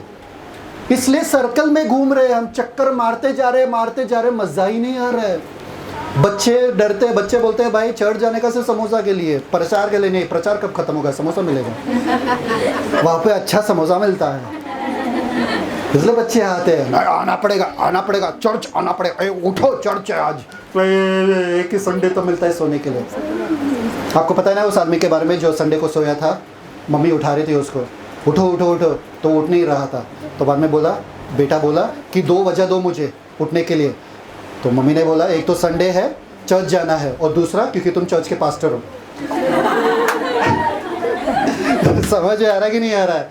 अरे इतना बोरिंग बना दिया है कि चर्च में पास्टर भी नहीं आना चाहता है, खुद ही सोए हुए। आगे बढ़ो। फिर भी मैं हर एक खतना कराने वाले को जता देता हूँ कि उसे सारी व्यवस्था माननी पड़ेगी। करेक्ट। आगे, जो व्यवस्था के द्वारा धर्मी ठहरना चाहते हो, हाँ। मसीह से अलग और अनुग्रह से गिर गए हो। आज का शॉर्ट्स देखा किसी ने? मसीह से अलग, अनुग्रह से गिर गए हो। अगर तुम सोचते हो कि मेरे काबिलियत से मैं कुछ कर सकता हूँ, आपको मसीह की जरूरत नहीं है और अनुग्रह की जरूरत नहीं है। समझ में आ रहा है कि नहीं आ रहा है? क्योंकि मसीह कहता है मैं काफी हूँ तुम्हारे लिए, और अनुग्रह कहता है मैंने सब कुछ दिया है तुमको पहले से ही, तुम्हें कमाने की जरूरत नहीं है, मुफ्त में दिया है। सब लोग बोलो मुफ्त में। सिर्फ विश्वास के द्वारा हमें अनुभव करना है। आगे, थैंक यू फादर। 5वां वचन, क्योंकि आत्मा के कारण हम विश्वास से आशा की हुई धार्मिकता की बाट जोते हैं, और मसीह यीशु में न खतना रहित कुछ काम का है, परंतु केवल विश्वास जो प्रेम के द्वारा प्रभाव डालता है। एक मिनट, केवल विश्वास जो प्रेम के द्वारा प्रभाव डालता है। अगर मैं कमाने के चक्कर में हूँ तो मैं प्रेम से ऑपरेट नहीं कर रहा हूँ। मुझ पे प्रेम हुआ है, मुझसे प्यार किया गया है, इसलिए मैं ये विश्वास तो कार्यशील कर रहा हूँ। प्रेम मेरा मोटिवेशन है, प्रेम। देखिए, मम्मी सुबह उठती है क्यों? घर साफ करने के लिए, सब कुछ खाना बनाने के लिए प्रेम करती है ना, अपने परिवार से प्रेम करती है। इसलिए मम्मी बोल सकती है ना, आज मुझे सोने का मन कर रहा है, तुम सब लोग जो खाना खाओ। नहीं, बलिदान, प्रेम, प्रेम ही वो मोटिवेशन है। अगर बच्चा जो है वो ठीक नहीं है या बच्चा घर नहीं आया तो मम्मी जागी रहती है और पापा क्या करते हैं, खराटे मारते हैं। सब लोग सारे पत्नी बोलते हैं पापा सो जाते हैं, खराटे मारते हैं। पर जब तक बच्चा घर नहीं आता है मम्मी जागी रहती है। मम्मी को नींद आ रहा है क्या, आ रहा है, पर नींद को रोकती है, वो सोती नहीं है, क्योंकि प्यार से वो मोटिवेटेड बाय लव, प्यार उनका प्रोत्साहन है।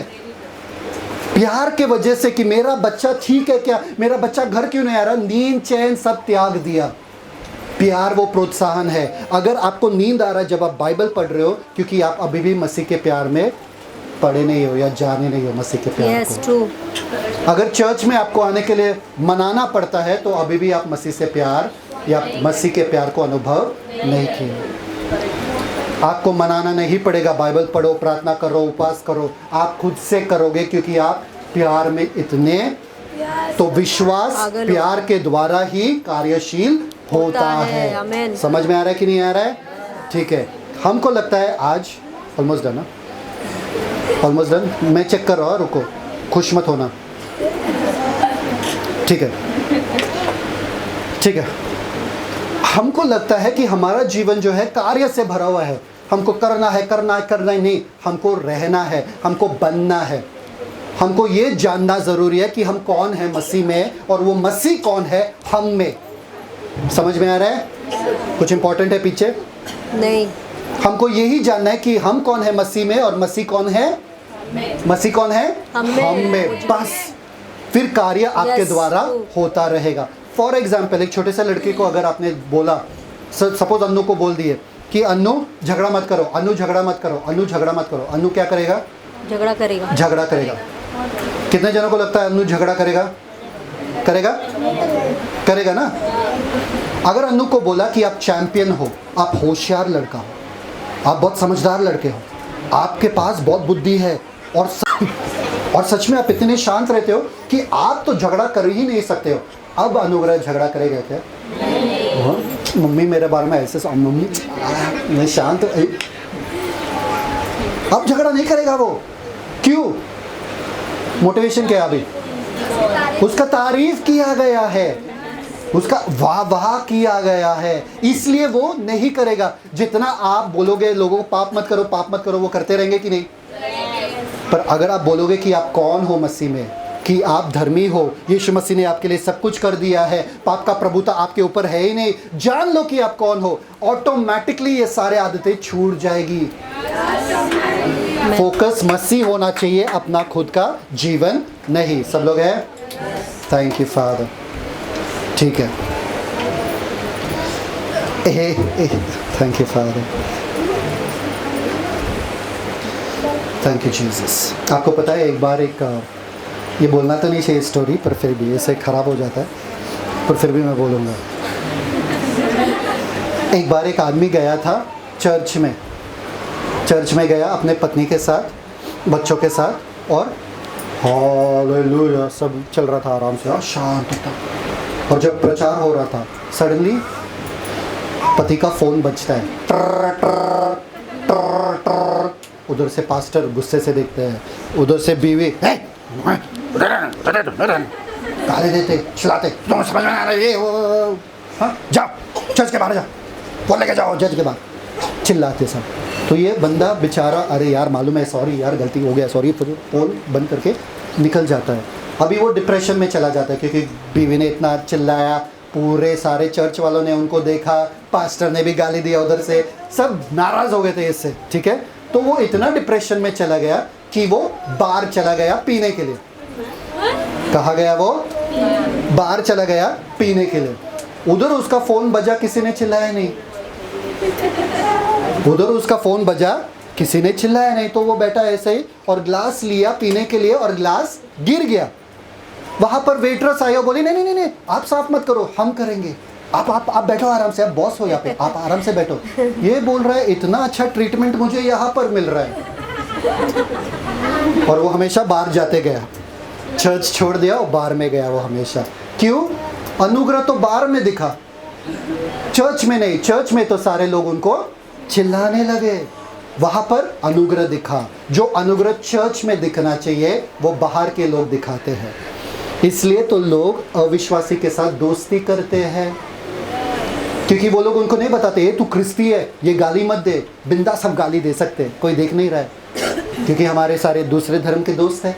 उनके सामने तो कुछ भी बोल सकते हैं, पास्टर के सामने नहीं, हम गाली नहीं देते। प्रेज द लॉर्ड, प्रभु धन्यवाद, प्रभु धन्यवाद। बाहर जाते ही दोस्तों के बीच में कैसा जबान हो जाता है? कैसा जबान हो जाता है? कैची की तरह। हाँ, यहाँ पे दूत वहाँ पे भूत। हाँ, कैसा जबान हो जाए? हम कैसे भी रह सकते हैं उन लोगों के सामने, है ना भाई? अमित, नवनीत ब्रदर, है ना? बाहर के लोगों के सामने कुछ भी कैसे भी, इंद्रजीत ब्रदर कैसे है ना? सच में ना, वहां पर कैसा हमको रहना पड़ता है ऐसा, और अंदर आने के बाद पवित्र, अति पवित्र। शैतान भी रुका है बाहर, बोला तू बाहर आ, तू बाहर आ, तू बाहर आ। तू गया अंदर, ठीक है, तू बाहर आ जा, मैं देखता हूँ तुझे। ऐसे हम बन जाते हैं। अरे एक बच्ची, छोटी बच्ची जो है, पास्टर की बेटी थी, अपने मम्मी के साथ बैठ के सामने बैठी थी और पास्टर प्रचार कर रहे थे, अरे आप सबसे हम प्यार करते हैं, आप बहुत ही अच्छे लोग हो, बहुत खूबसूरत लोग हो, हम आपसे प्यार करते हैं। बच्ची वहाँ पर बैठी थी, बोले मम्मी मम्मी हम हमारे घर का बिस्तर, बोरी बिस्तर वगैरह सब लेकर इधर आ सकते हैं क्या? स्टेज पे सो सकते हैं क्या? यहीं पे रहेंगे? तो मम्मी ने बोला क्यों? यहाँ पर पापा जो है बहुत ही अच्छे बन जाते, घर में क्या होता है उनको समझ में नहीं आता, यहीं पे रह जाएंगे, चलो। समझ में आया कि नहीं आया? यीशु मसीह जो आए हैं ना, जब वो आए, सारे पापी, सारे वेश्या, सारे ये लोग सुकून से बैठे थे। जो उनके पास नहीं जा पा रहे थे वो है स्वधर्मी लोग, सेल्फ राइचियस, फरीसी लोग, सदुकी लोग, सदादुकी लोग, सदुकी लोग, वो लोग नहीं जा पाए यीशु मसीह के पास। ठीक है? समझ में आ रहा है? आप परमेश्वर के उस प्यार को कमा नहीं सकते हो। अनुग्रह आप पे हुआ है ताकि आप लोगों पे अनुग्रह करें। अगर हम मसीह लोग दूसरे लोगों पे अनुग्रह करेंगे और उनका दोष नहीं दिखाएंगे तो वो लोग यीशु के पास जल्दी आएंगे। सब लोग हैं? ठीक है। रोमन्स 3:20-24। रोमियो उसका 3रा अध्याय, नहीं सॉरी, नॉट रोमन्स 3, मैथ्यू 11:28-30। मत्ती अरे यार बाय हार्ट बोलो, मैथ्यू 11:28-30। मत्ती 11 उसका 28 वचन। बोलो, हे सब परिश्रम करने वालों हे सब परिश्रम करने वाले लोग और बोझ से दबे लोगों, और बोझ से दबे हुए लोग, मेरे पास आओ, मेरे पास आओ। यीशु मसीह कह रहे, मैं तुम्हें विश्राम दूंगा। मैं तुम्हें बोझ और परिश्रम दूंगा।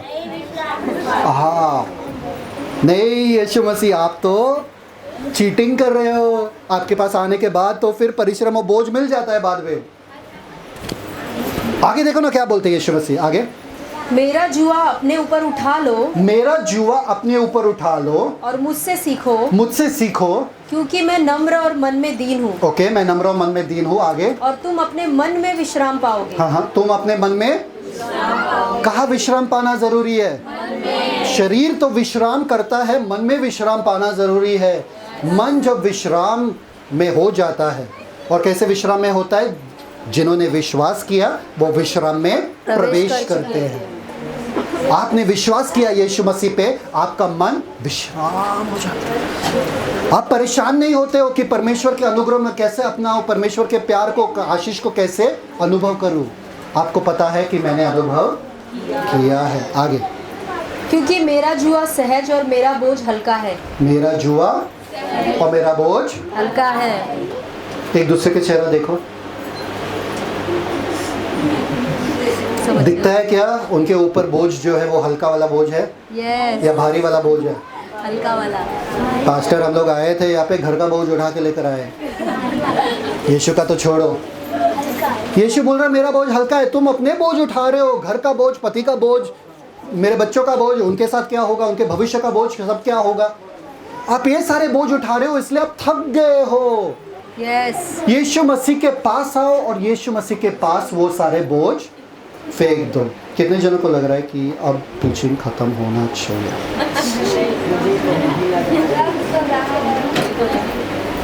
नहीं ये तो वही बात हो गया जैसे कि अगर आप अपने कोशिश से परमेश्वर के अनुग्रह को अनुभव करना चाहते हो और आप सोचो कि अगर मैंने ये सब किया तो मुझे आशीष मिलेगा, शांति मिलेगा, आनंद मिलेगा, ये तो वही बात हो गया कि आप आईने के सामने खड़े हो और सोच रहे हो कि आईना आपको साफ करेगा। होगा क्या?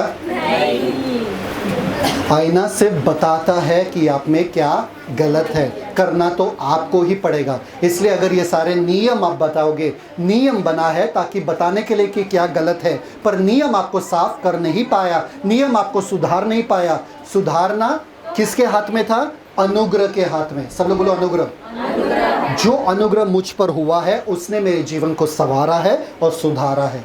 सब लोग बोलो संवारा है और सुधारा है। ठीक है, आपको क्या बनना है आज? वो बड़ा वाला बेटा या आपको मसीह के अनुग्रह को अनुभव करना है? मसीह के अनुग्रह। For example Esther stand up, Anu come here. दिख रही ये दो होनहार बेटे, बच्चे और बेटी है, आ रहे इधर, ये साइड आओ, पीछे से आओ, पॉज करो।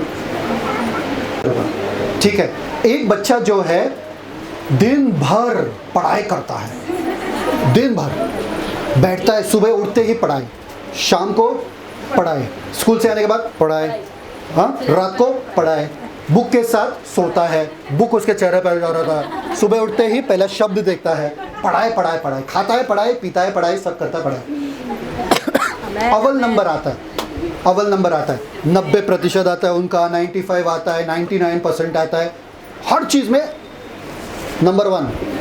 ठीक है, दूसरे तरफ पे ये लड़की क्या करती है? पढ़ाई करती है, शायद से आधे घंटे के लिए, कितने पढ़ाई करती है ये एक दिन में? आधे घंटे के लिए, 1 घंटे के लिए, आधे घंटे के लिए, 1 घंटे के लिए। और ये लड़की जो है 1 घंटे के लिए शायद से पढ़ाई करती है, दिन में 1 घंटे के लिए पढ़ाई करती है, स्कूल भी जाती है, पढ़ाई भी करती है, गिटार भी बजाती है, कीबोर्ड भी बजाती है, गाना भी गाती है, नाचती भी है, संडे चर्च भी जाती है, चर्च में डांस प्रैक्टिस भी होता है, डांस प्रैक्टिस भी करती है, डांसिंग में भी है, क्रिएटिव भी है, ड्राइंग भी करती है, क्राफ्ट भी करती है, आर्ट भी करती है, गेम्स भी खेलती है और बहुत कुछ करती है। और क्या करती है? टाइकोंडो भी करती है, हाँ, सब करती है। और इनको 84 मिलता है परसेंटेज, 84 मिलता है। ये पूरे दिन भर बस पढ़ाकू, और इसको 90 मिलता है, 95। और ये सब करके भी होशियार है। कौन सा बच्चा अच्छा है? कौन सा बच्चा आप बनना चाहोगे?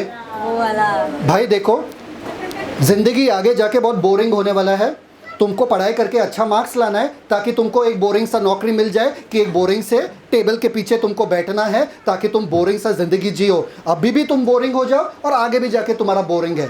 ये बचपन एंजॉय करके आराम से जी रही है। कौन सा वाला बच्चा तुमको बनना है? ये जो दिन भर बैठ के बुक्स में है, इसका बचपन भी चला गया, इसका 55 भी चला गया। और ये जो हर दिन एंजॉय भी कर रही है, पढ़ाई भी कर रही है, बाकी सब भी कर रही है, कौन बेटर है?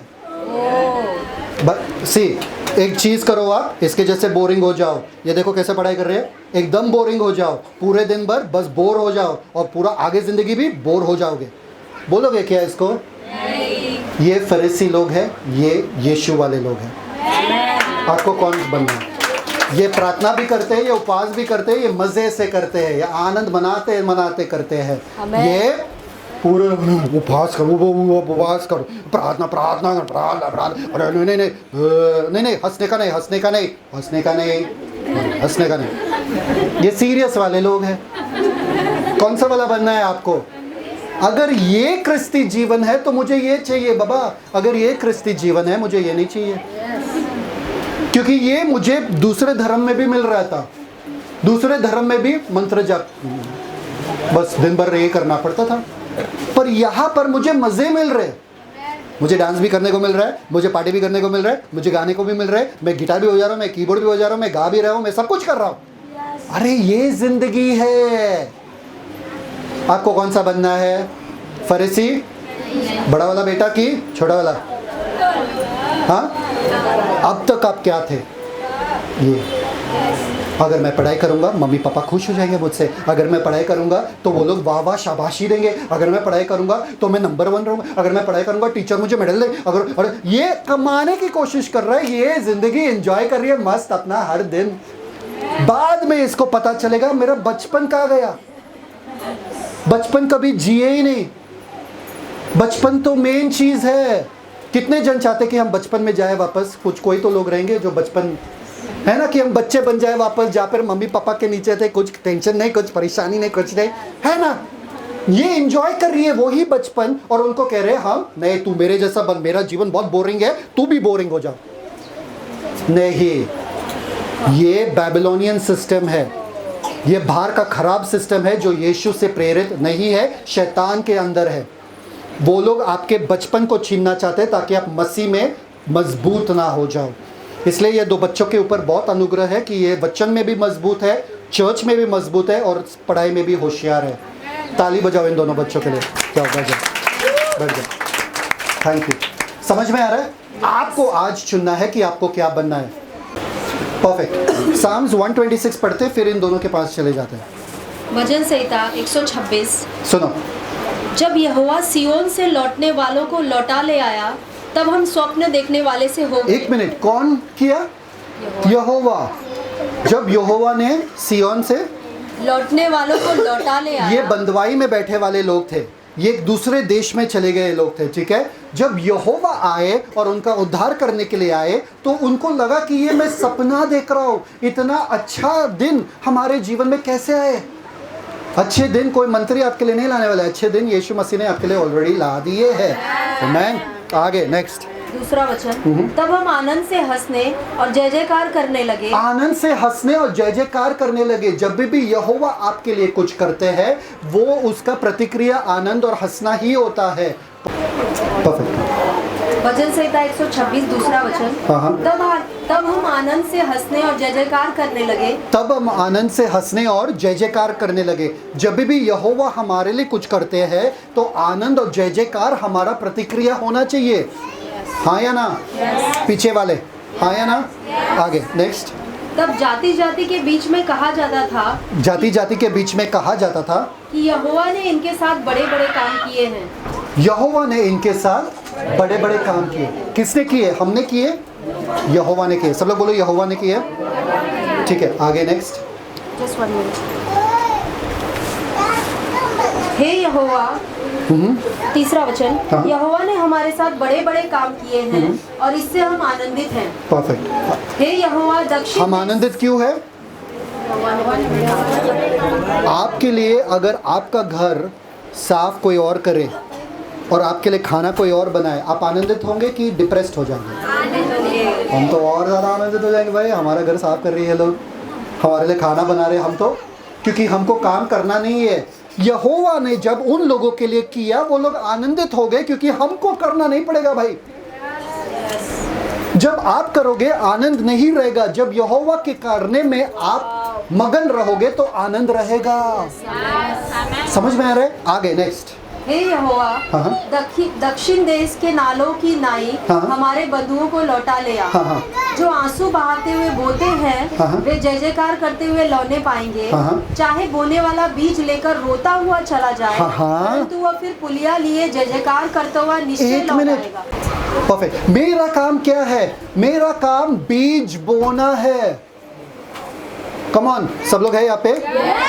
भले मैं आंसू के साथ अभी बोल रहा हूँ, अंधकार में बोल रहा हूँ, मुझे समझ में नहीं आ रहा है कुछ क्यों नहीं हो रहा है, मुझे वचन बोना है, वचन बोना है, वचन बोना है, स्वर्ग को बोना है। वचन के द्वारा मैं बोता रहूंगा और यहाँ पर परमेश्वर कहता है मैं आनंद के साथ वापस आऊंगा, जय जयकार के साथ फसल लेके। कम ऑन, वहाँ पर क्या लिखा है? चाहे बोने वाला बीज लेकर रोता हुआ चला जाए, परंतु वह फिर पुलिया लिए जय जयकार करता हुआ, पुलिया लेकर जय जयकार करते हुए क्या? निश्चय लौट आएगा। Come on. एक समय था जो मुझे बोना था, मुझे वचन बोना था। मैं चंगा हो चुका हूँ, मैं आशीषित हूँ, मैं चंगा हो चुका हूँ, मैं आशीषित हूँ, मैं चंगा हो चुका हूँ, मैं आशीषित हूँ। एक दिन आएगा जो मैं वो जीवन जीऊंगा क्योंकि मेरा वो हकीकत हो गया है। Come on. मेरे बैग में, मेरे मन में क्या है भरा हुआ? बीज। कौन सा बीज? वचन का बीज। कम ऑन, वचन का बीज बोया है। परमेश्वर ने मुझे आशीषित किया, परमेश्वर ने मुझे चंगा किया, परमेश्वर ने मुझे आशीषित। हर दिन आपको बोलना है, जय जयकार आपका जिंदगी बन जाएगा। आनंद और जय जयकार। सब लोग बोलो आनंद और जय जयकार। आगे, परफेक्ट। मुझे वचन खोलना है और देखना है कि यहोवा ने मेरे लिए मसीह में क्या किया है। वो मेरे लिए आनंद उत्पन्न होगा। जैसे कि वो बता रहे थे प्रेज एंड वर्शिप में कि जब उन्होंने देखा कि विराजमान है, परमेश्वर विराजमान है स्तुतियों के, उनको आनंद, दिल आनंद से भर गए और उनके आंखों में आंसू आ गए। आनंद आपका जिंदगी का हर रोज का रहेगा जब आप वचन में देखोगे कि परमेश्वर ने आपके लिए किया क्या है। आपको पता है एक कहानी है बाइबल में, जो एक स्त्री को पकड़ाया गया जो व्यभिचार कर रही थी। सारे लोग उस स्त्री को पकड़ के लाए और बोले क्या कि यीशु मसीह, ये स्त्री जो है व्यभिचार करते वक्त पकड़ी गई। क्या हुआ? व्यभिचार करते वक्त, सब लोग बोलो व्यभिचार करते वक्त पकड़ी गई। ध्यान देना यहाँ पे, ठीक है। आदमी कहा था व्यभिचार सिर्फ स्त्री अकेली कर सकती है क्या? और आदमी का होना जरूरी है? आदमी को नहीं लाया, सिर्फ औरत को लाया और वहां पर बोले फेंक दिया औरत को यीशु मसीह के सामने और बोला इस स्त्री ने व्यभिचार किया और व्यभिचार के इसमें पकड़ी गई। बोलो क्या करे? मूसा के नियम के हिसाब से, ले व्यवस्था उसका 20 अध्याय 10वां वचन, मूसा के नियम के व्यवस्था से इसे पत्थर मारना चाहिए। क्या करना चाहिए? क्योंकि व्यभिचार में पकड़ी गई औरत है। तू क्या बोलता है? यीशु मसीह वहां पर खड़े थे और यीशु मसीह ने क्या किया? झुक गए और जमीन पर अपने उंगली से गोला, कौन सा गोला? हाँ? रसगोला। अच्छा ठीक है, कुछ लिखने लगे जमीन पे, ठीक है, ओके। जमीन पे लिखने के बाद उन्होंने क्या बोला उन लोगों को? जिसने भी पाप नहीं किया वो पहला पत्थर उठाए और इस स्त्री को। एक मिनट, हम आए थे यहाँ पर इस स्त्री को पत्थर मारने के लिए और आप हम पर ही दोष लगा रहे हो। आप ये बोल रहे हो कि हम में से किसने पाप? क्या हुआ? सारे के सारे लोग। क्यों? सबको मालूम था कि सबने। तो यीशु मसीह ने उस औरत से क्या कहा? तुझे समझ में नहीं आता है? नहीं बड़े हो गए, अक्ल नहीं है? हाँ, आज बचा लिया, कल नहीं बचाऊंगा, पश्चाताप करो, अभी रो, गिड़गिड़ाओ, है ना? क्या बोले? कोई नहीं बच्चा। वो बोले कोई नहीं। किसी ने भी दोष तुझ पर नहीं लगाया? नहीं, किसी ने नहीं लगाया। जाओ, मैं भी तुझ पे दोष नहीं लगाता। कमान।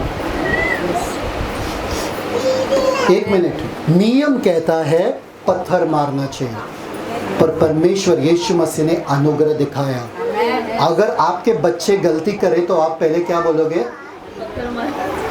पत्थर क्या, सब चाबुक बेल्ट निकाल के सब मारेंगे, किसी को पूछेंगे भी नहीं परमिशन, इसको बेल्ट मारो क्या? यीशु मसीह आज अग्नि आने दो, अग्नि, क्रोध है ना? क्या करते अपने बच्चों के साथ? ये करते हो जो यीशु मसीह ने किया?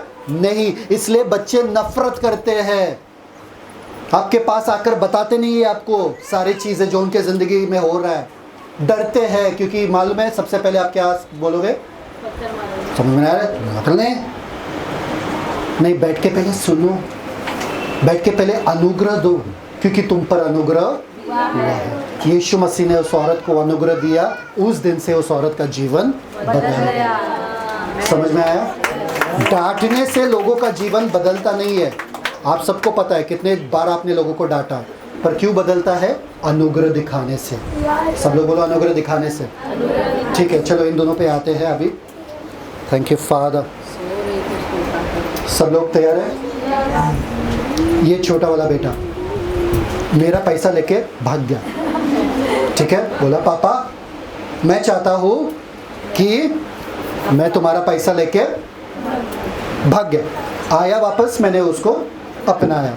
ये बड़ा वाला बेटा, ये मेहनती है, परिश्रमी है, शांत रहता है, आज्ञाकारी है, जो भी मैं बोलूँगा इनको ये बात मेरा मानेंगे।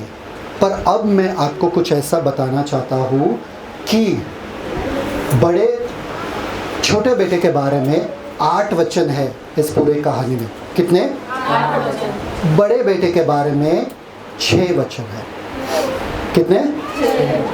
2 मिसिंग है, 2 वचन गायब है। मैं बताऊंगा आपको वो 2 वचन क्या है। पढ़ो 15, 30, 31 एंड 32। लूका उसका 15 अध्याय ध्यान देना। 30वां वचन। परंतु जब तेरा यह पुत्र जिसने तेरी संपत्ति वेश्याओं में उड़ा दी है ये वाला पुत्र आया, तो उसके लिए तूने पला हुआ बछड़ा कटवाया। उसने उससे कहा, पुत्र तू सर्वदा मेरे साथ है। पुत्र तू सर्वदा मेरे साथ है। यहाँ पे देखो सब लोग, पुत्र तू सर्वदा मेरे साथ है।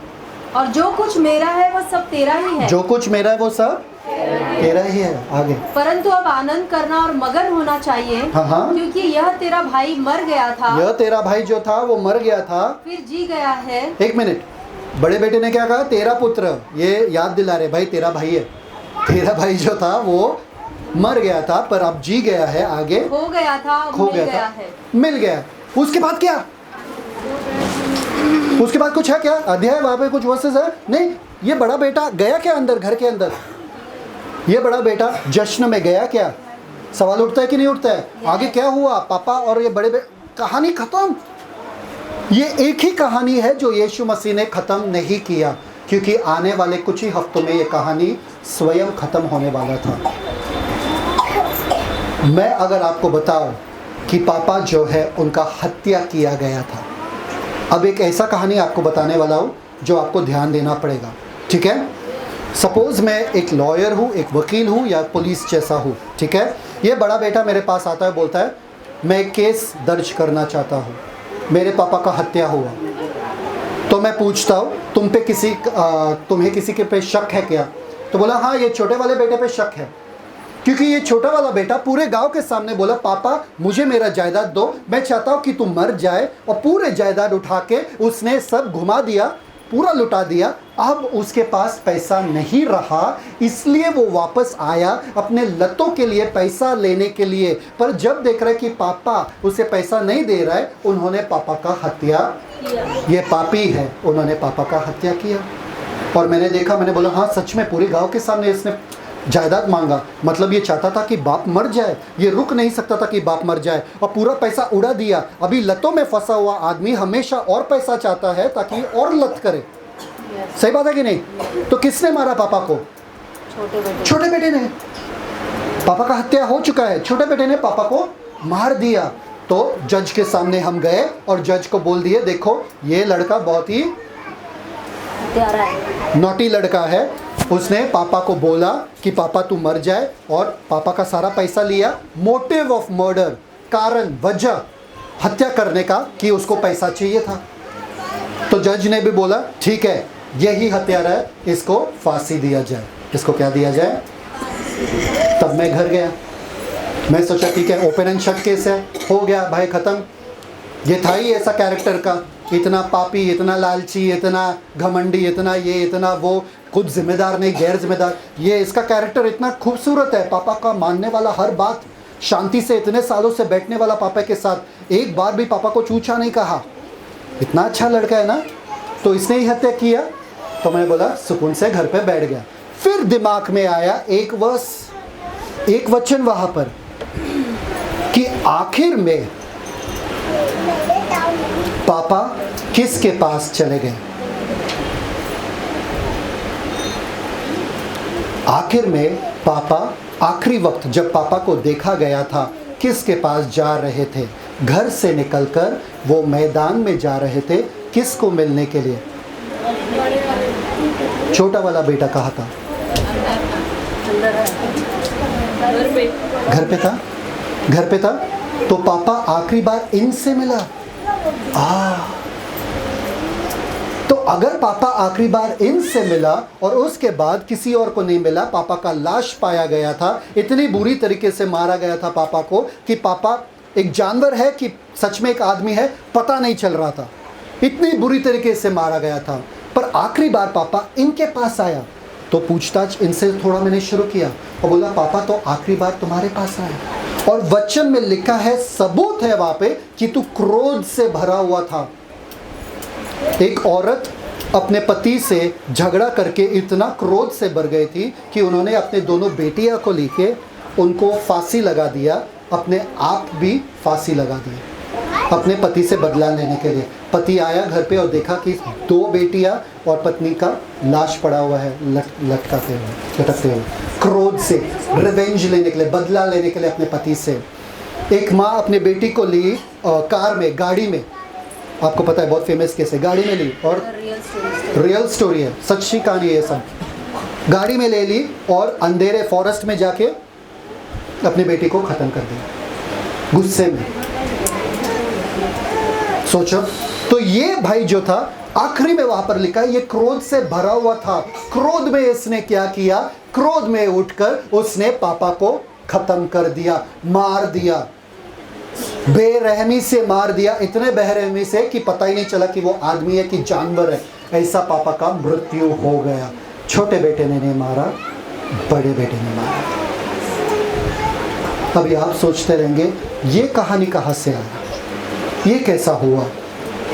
ये इससे हुआ क्योंकि ये कहानी बताया गया इसी उद्देश्य से। यीशु मसीह ने कहा, फरीसी लोग यीशु मसीह के पास आए, बोले कि तुम पापियों के साथ क्यों बैठे हो।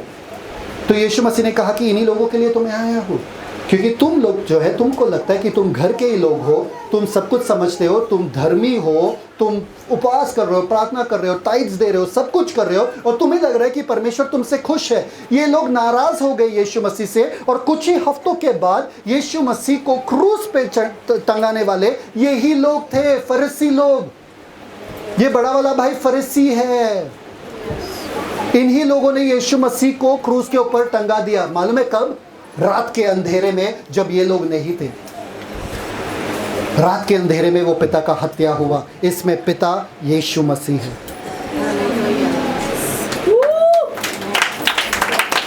फरीसी लोगों, आखिरी 2 वचन ये है, फरीसी लोग आए, यीशु को लिए, रात के अंधेरे में फट फट फट फट सब कर दिए और यीशु मसीह को टंगा दिए और बेरहमी से मार डाला यीशु मसीह को और पापा मर गए। हत्या करने वाला, क्रिश्चियनिटी का, मसीहत का हत्या करने वाला, वो आनंद का, ये फरीसी लोग ही है, जो क्रिश्चियनिटी को इतना फरीसी जैसा बनाते कि अनुग्रह को पूरा निकाल देते हैं। अगर अनुग्रह को निकाल दिया, आनंद निकल जाता है। पर आपको पता है कि पिता जो है यहाँ पर मर जाते हैं, पर असलियत में 3 दिन तक वो कब्र में थे यीशु मसीह। पर हमारे पिता जो है, यीशु मसीह जो है, 3 दिन के बाद फिर से पापा फिर से जी उठे और नया जीवन किसको दिया? इन लोगों को। नया जीवन इन लोगों को दिया। आज आपके लिए सवाल है कि आपने पापा के अनुग्रह को अनुभव किया, तो जश्न ही जश्न रहेगा आपके ज़िंदगी में।